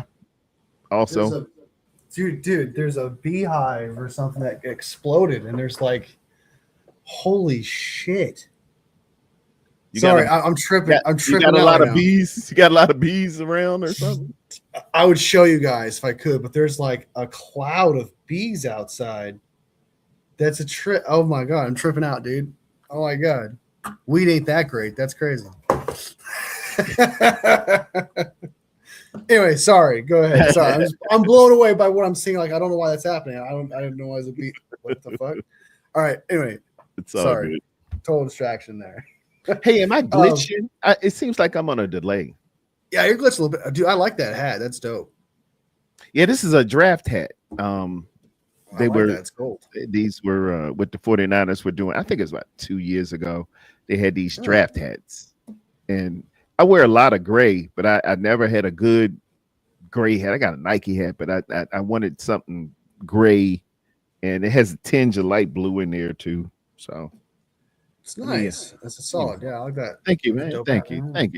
I like putting on blue hats. So one thing I want to talk about, is the 49ers versus Seattle game for sure. Yes, sir. I think this team can beat the Seattle Seahawks. I think it's definitely in the realm of possibility for sure. It's going to come down to Sam Darnold. To me, it's going to come down to Sam Darnold. Can Sam Darnold show up in the playoffs? Because they have it all. That team's got an elite defense. You have weapons on that offense. You got Barner. I think his name is Barner, something like that. He's like 6'6", 6'7". Yeah, he's a solid tight end. You got JSN, who's just having an insane season. If Sam Darnold is good, he just needs to be good, they will probably win this game, the 49ers. And if, unlike last time in that Seattle game, there was opportunities. Yeah. If the 49ers capitalize on all their opportunities, they could win this game. That's what's going to take. 49ers are going to have to get all the opportunities, and Sam Darnold's going to have to be an egg. That's what I feel it's going to take. That's it. I didn't change anything from the previous dossier. We just didn't have the result that we wanted, but we have to think about this. Although the running looked horrible, and we got gouged on the backside with their two running backs there. They didn't put up but 13 points. If we could have, if that ball's not tipped and then tipped again with CMC, he's in the end zone. Now it's 13-10. And if Brock would have just seen Sky Moore on that 4th and 1, it's a flip of 14 points, and we're winning the game by 3. Yeah. That's how these things wash out a great deal. Trent wasn't there. Of course, Kittle was. So I think we're gonna give what we call a zero-sum gain on that one in terms of personnel. But Wolfie, it is my belief that when your boy called out late with 90 minutes left, you drill into him so hard for this, bro. And I think that really threw Kyle off. You can't do if you tell me in the beginning week, like this game against the Eagles, he knew he wasn't going to play the whole week, and Kyle went on and put Demarcus Robinson into the game plan, and he became choir boy lead singer. I can work with it if you tell me early, but it's just like calling off on your job. The earlier you tell me that you're not going to be able to be here, I can get somebody to fit in the schedule. I can bring somebody in. I got stuff to do. But when I done planned for you to be there the whole time, and you call me an hour before we're supposed to go or 2 hours before we're supposed to work this shift, it has put me in a really precarious position. And, I think Kyle did the best he could, but you can't tell me that 100 of those yards that Demarcus Robinson got was not going to be Ricky Pearsall's. It was designed to be Ricky Pearsall there. Yeah. And I just want to add just that fact. They're a great team, wonderful defense. They can cover man to man.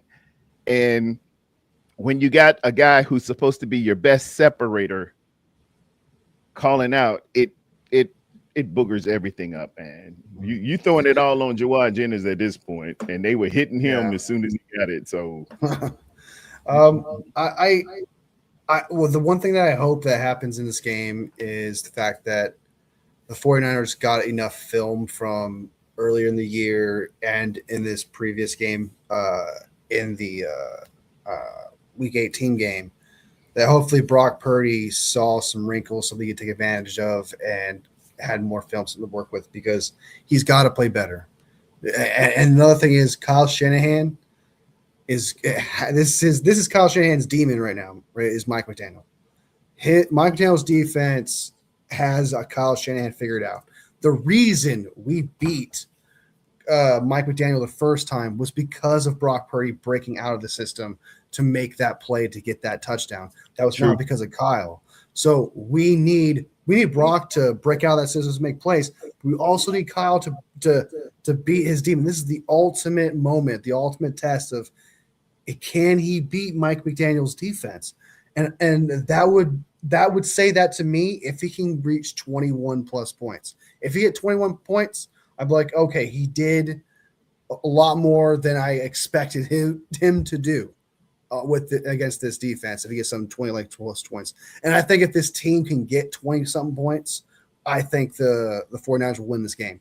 I don't see this Seattle offense, even with our defense depleted as it is, getting 20 something points. They might get 20, but that's about how much I'll give them, to be honest. Okay. So if the 49ers can just get 21 points, I think they can win this game.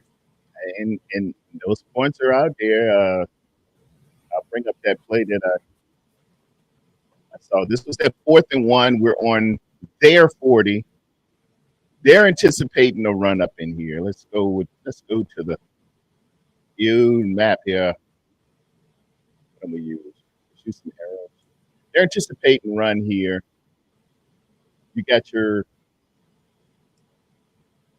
You got your linebacker in there. They're thinking 4th and 1. They're stacking a little bit. Everybody's got an attitude of we're pinching down, we're pinching down.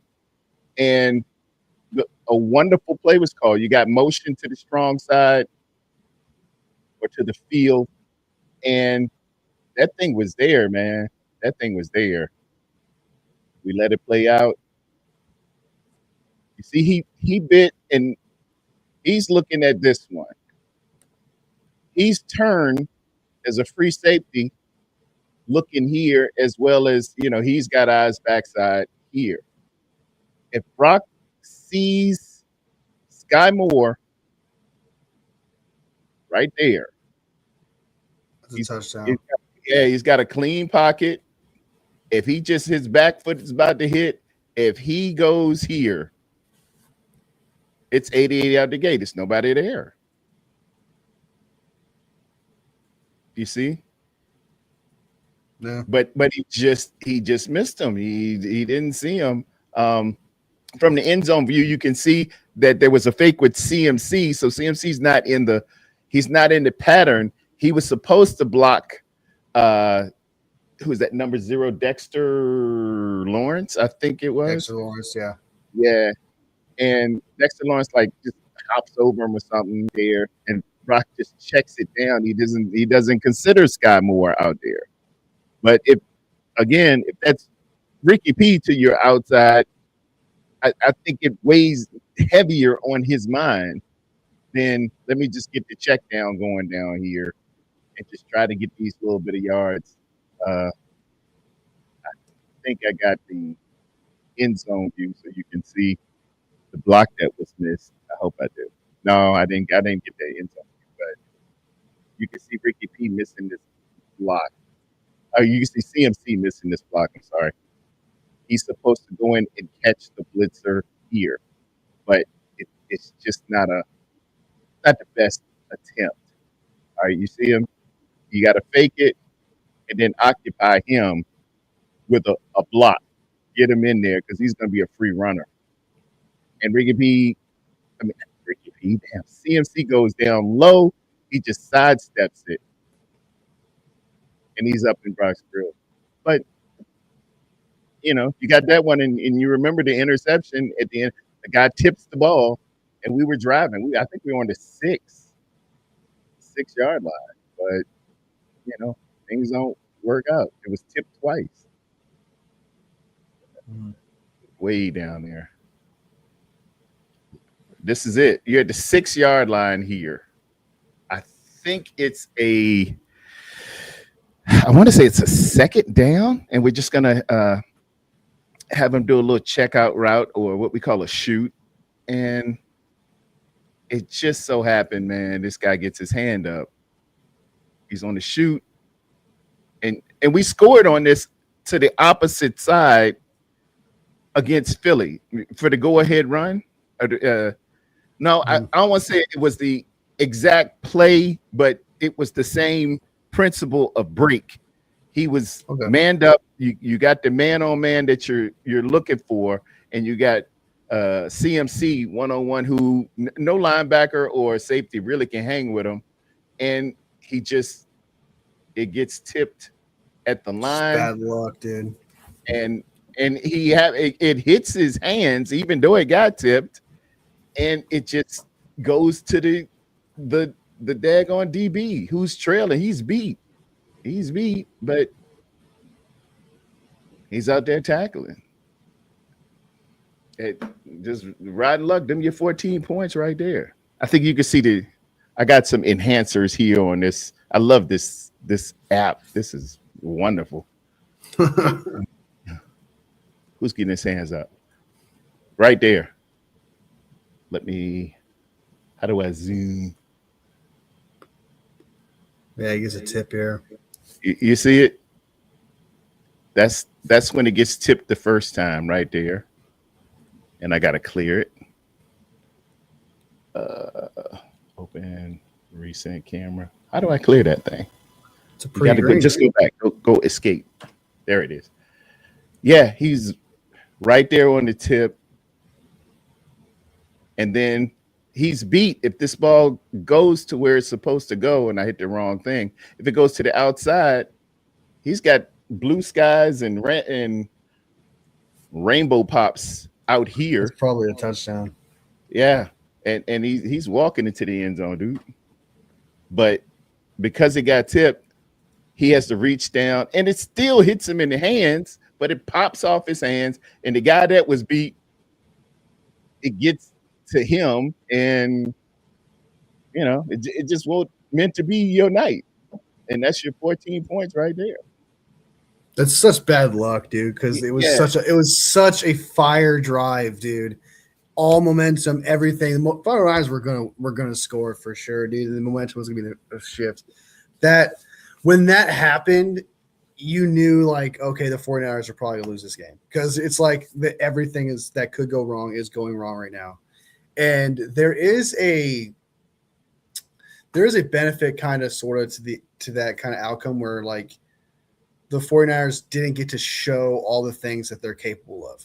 So we are without Terradome. He has to figure out his stuff.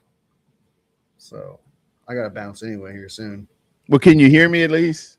I can hear you, man. Yeah. Okay. All right. Yeah, I think that new chalk talk, man. I think it takes a lot for whatever with StreamYard. It's beautiful. I can zoom. I can do a whole bunch of stuff, but it zaps this camera. For whatever. That's crazy, dude. It just zaps it. I can bad. do about 4 plays with it, and when I switch it to the old Telestrator, StreamYard likes that one a lot better. It's oh, you can stay here all day long. Hey, we're here for you. But I don't want to use Telestrator. I want to use Chalk Talk because it got better features. Yeah. It looks cooler. You can do more with it. But nonetheless, what do you got for me, Wolfie? Anything else you wanted to cover besides us playing good football, going up to Seattle and letting our linebackers play downhill? We got to play as a unit, play in tandem. We got to make the fits, and for God's sake, be good on the backside and not give up those gaping runs to where they were just wide open. It hurt my feelings to see us just giving up big runs like that. And sure. be careful with the ball. And we play these guys 2 times a year, man. It's just Seattle. We know they're the number 1 seed and all of that, but dude, we could have been that. It was just a matter of the game. They're not great because they're the number 1 seed. It's Seattle. We play Seattle. It's a division game, and let's line up and do what we do. Yeah, it's really kind of to add on to what you say about the we've played them twice. This is a divisional game. It's not like there's someone outside division who's number 1 seed, so we're not familiar with so much. So we're really familiar with this team. So we got that advantage where it's because we all know division games aren't the same.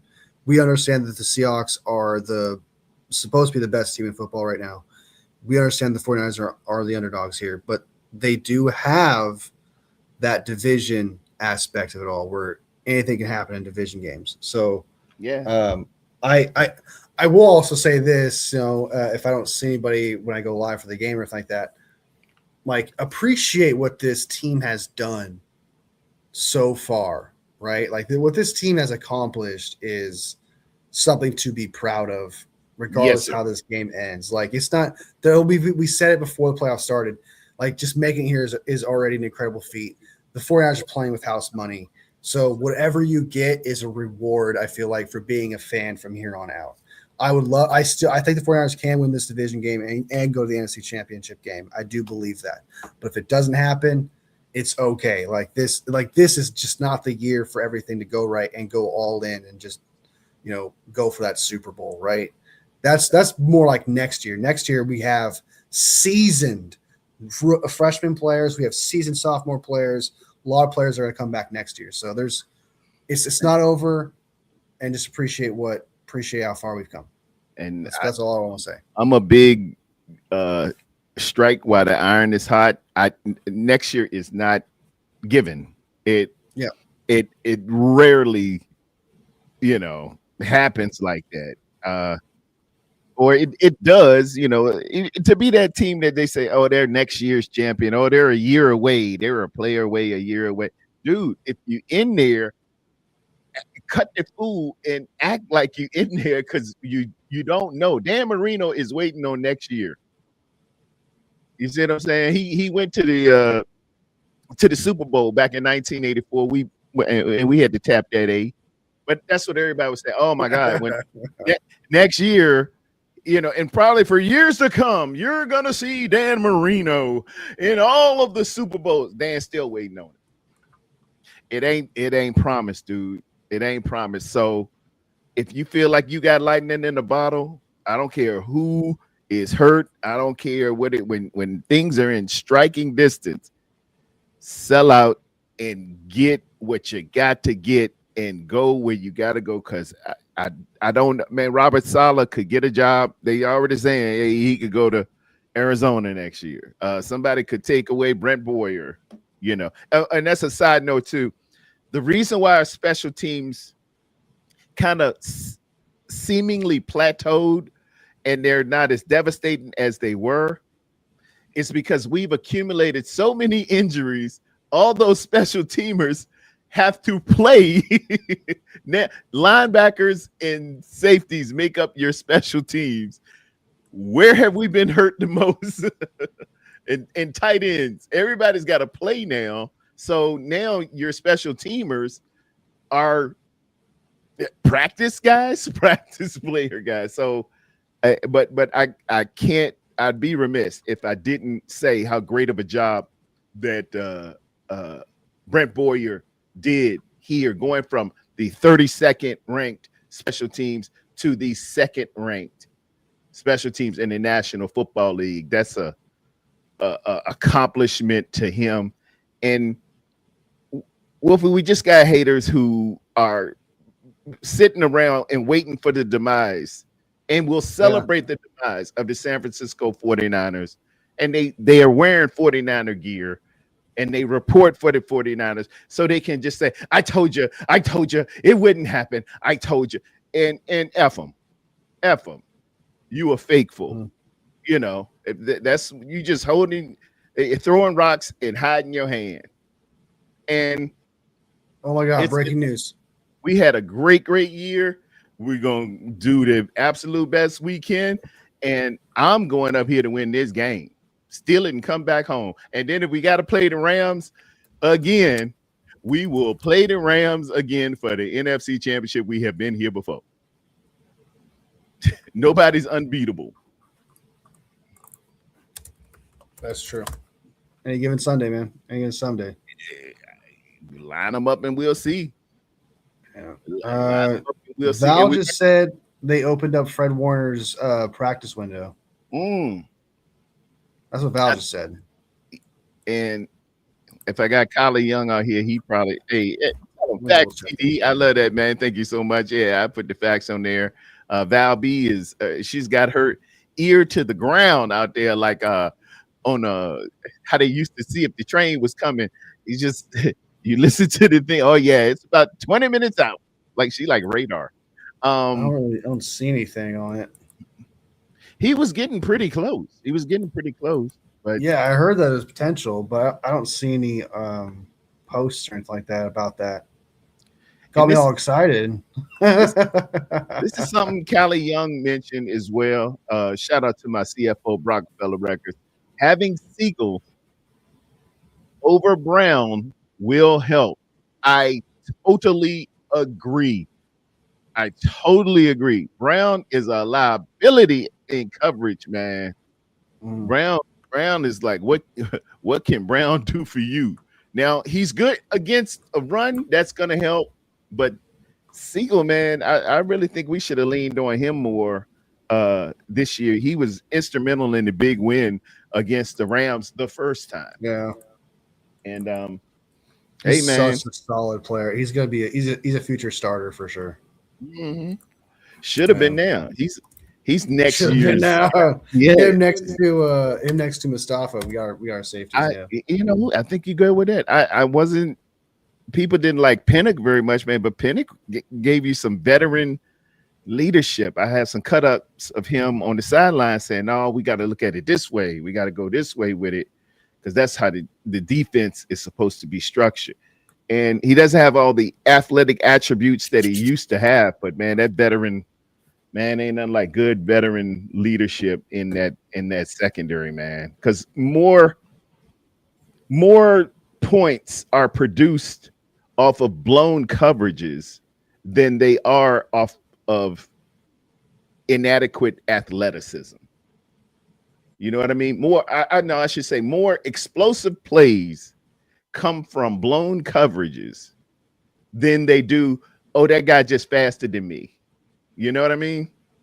You usually just bust the coverage, and anytime you can have some leadership, some know-how, some wisdom, some mentoring in that defensive backfield to say, hey, when he goes in slip motion, we're just bumping, or if we're in man, run across with him.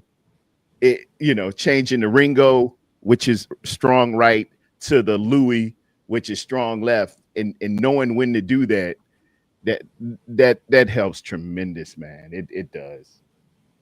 So it's official. The 49ers have opened up Fred Warner's. I just checked. It's true.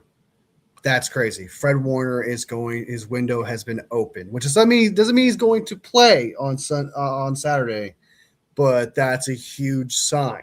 That is a great sign. That means he most likely will play probably if we go to the championship. If you go to championship game, Fred say I'll be there, and I believe him. And this the type of guys we got, man. That damn Fred Warner, a warrior. And just get there. All you got to do is just get there. You don't know what's going to happen after this week. Maybe the Rams or maybe the Bears might, slip and show you some slippage or some weaknesses or something like that. But just get there. Let's handle this. Don't blow this opportunity. Don't call out an hour before the game. Demarcus Robinson be like, yo. DeMarcus can sing his part. Put DeMarcus in there. I trust DeMarcus more than I do Ricky P. I am out on him. I'm done. You gotta be done with him after this year. No. I'm done. Yeah, man. Come on. Done. You done showed me everything. He's gonna make a game-winning touchdown soon. No, man. No, well, he might. Wolfie, he might go for 1,200 next year. But Wolfie, don't count on it. You're done with these Gators, dude. That's hilarious. If it happened, it will be a happy accident. I'm done on him, and I believe Kyle done on him too. So I just checked, and Ricky Pearsall would be limited in participant practices today if they were practicing. So that means when they practice tomorrow, they will be Ricky Pearsall should be limited. So that means he'll probably play. Yeah. Wolfie, do you play spades? I have played spades before, and it is a brutal game. Okay. Brutal game. At the beginning of spades, you count your books. You and your partner will count your books, which you think will win in the prospective hand, and you'll tell your partner, I got 4, I got 3. You look at your hand, you look for face cards, and you look for spades because you feel like you can win those trumps. There are a couple of cards like the Jack of Hearts. I don't count that Jack of Hearts because I know it's probably gonna get cut. It's probably gonna make it. It's probably not gonna make it. I don't count it. Are you saying Ricky Pearsall is a Jack of Hearts? I'm saying Ricky Pearsall is a Jack of Hearts. Exactly. I don't count that book. All right, man. He's gonna go out there. He's gonna ball out, bro. All right. That was a beautiful reference. Y'all got to give me some love in the chat. That was a beautiful. You're like, I worked on those of y'all that so play hard. spades. If y'all can't get that one, man, I'm preaching better than y'all amening right now. I don't count that book. Now, I'm gonna play it. It's in my hand. I'm gonna play the Jack some kind of way. but do not put me down for 4 books. Oh, It's gonna be like Queen of Spades. I'm It's gonna be the only Queen of counting Spades. Ace and the King and maybe the Queen, but I know damn well that Jack ain't gonna walk. All right. All right, All right, man. man. I gotta bounce. It's been wonderful. You and shout out to Ms. Red Jet Shell. Thank you so much for coming in here. Pinch hitting. She's a left-hander. Uh, she came in here. It was supposed to just be all of us, and I think we did get it all together for a little bit. Eagles have fired their offensive coordinator, Kevin Patulli. Y'all come with all types of breaking news. Everything been very good. People getting fired out here as Terror Dome is on, and Wolfie is holding it down, ladies and gentlemen. The breaking news was Mike Tomlin, 20 years, I think, with the Pittsburgh Steelers has been what's the word y'all put it together? They mutually disconnected or something. It would part ways. And mutually parted ways. When you don't want to say fired, you say mutually parted ways with Pittsburgh. And now Ellison's breaking the Eagles have fired. They didn't even use the mutual, but Kevin Patullo, you can go and kick rocks. Thank you so much. Kylie Young, CFO There's the love. There you go. He is a jack of hearts. He's a jack. That SOB ain't walking. Mike McDaniel, if he's going to be an offensive coordinator, he's going to be offensive coordinator for the Eagles. Watch. What's his name? Howie Roseman's going to do it. Watch. He's going to do it. He's going to make it happen. I got to say, Roseman makes incredible decisions, and he's going to get the best he can out there. Yeah, that's what Roseman does. I cannot lie in terms of I might not like him. I might not agree with him, but that daggone Roseman will find some ball players, find some coaches, and he will get so good his job. Yeah, he's good. He's damn good. Yeah. So did Unc get fired too? The on the Regal Eagle podcast, Doug Dennis calls himself the offensive coordinator, and Ellison is trolling a little bit. Did Unc get fired too? Because he was supposed to be the de facto offensive coordinator. You know, Grant Cohen says he's quality control. Yeah.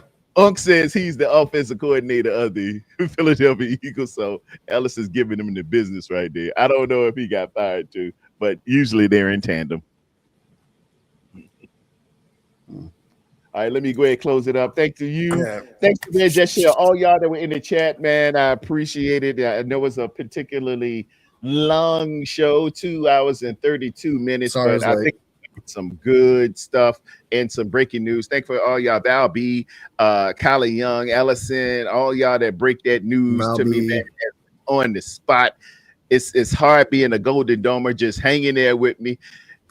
Through February, through my birthday. If you hang in there with me, we should have a ring at the end. I'll get you all Batman Dakota rings or something. Batman Dakota rings.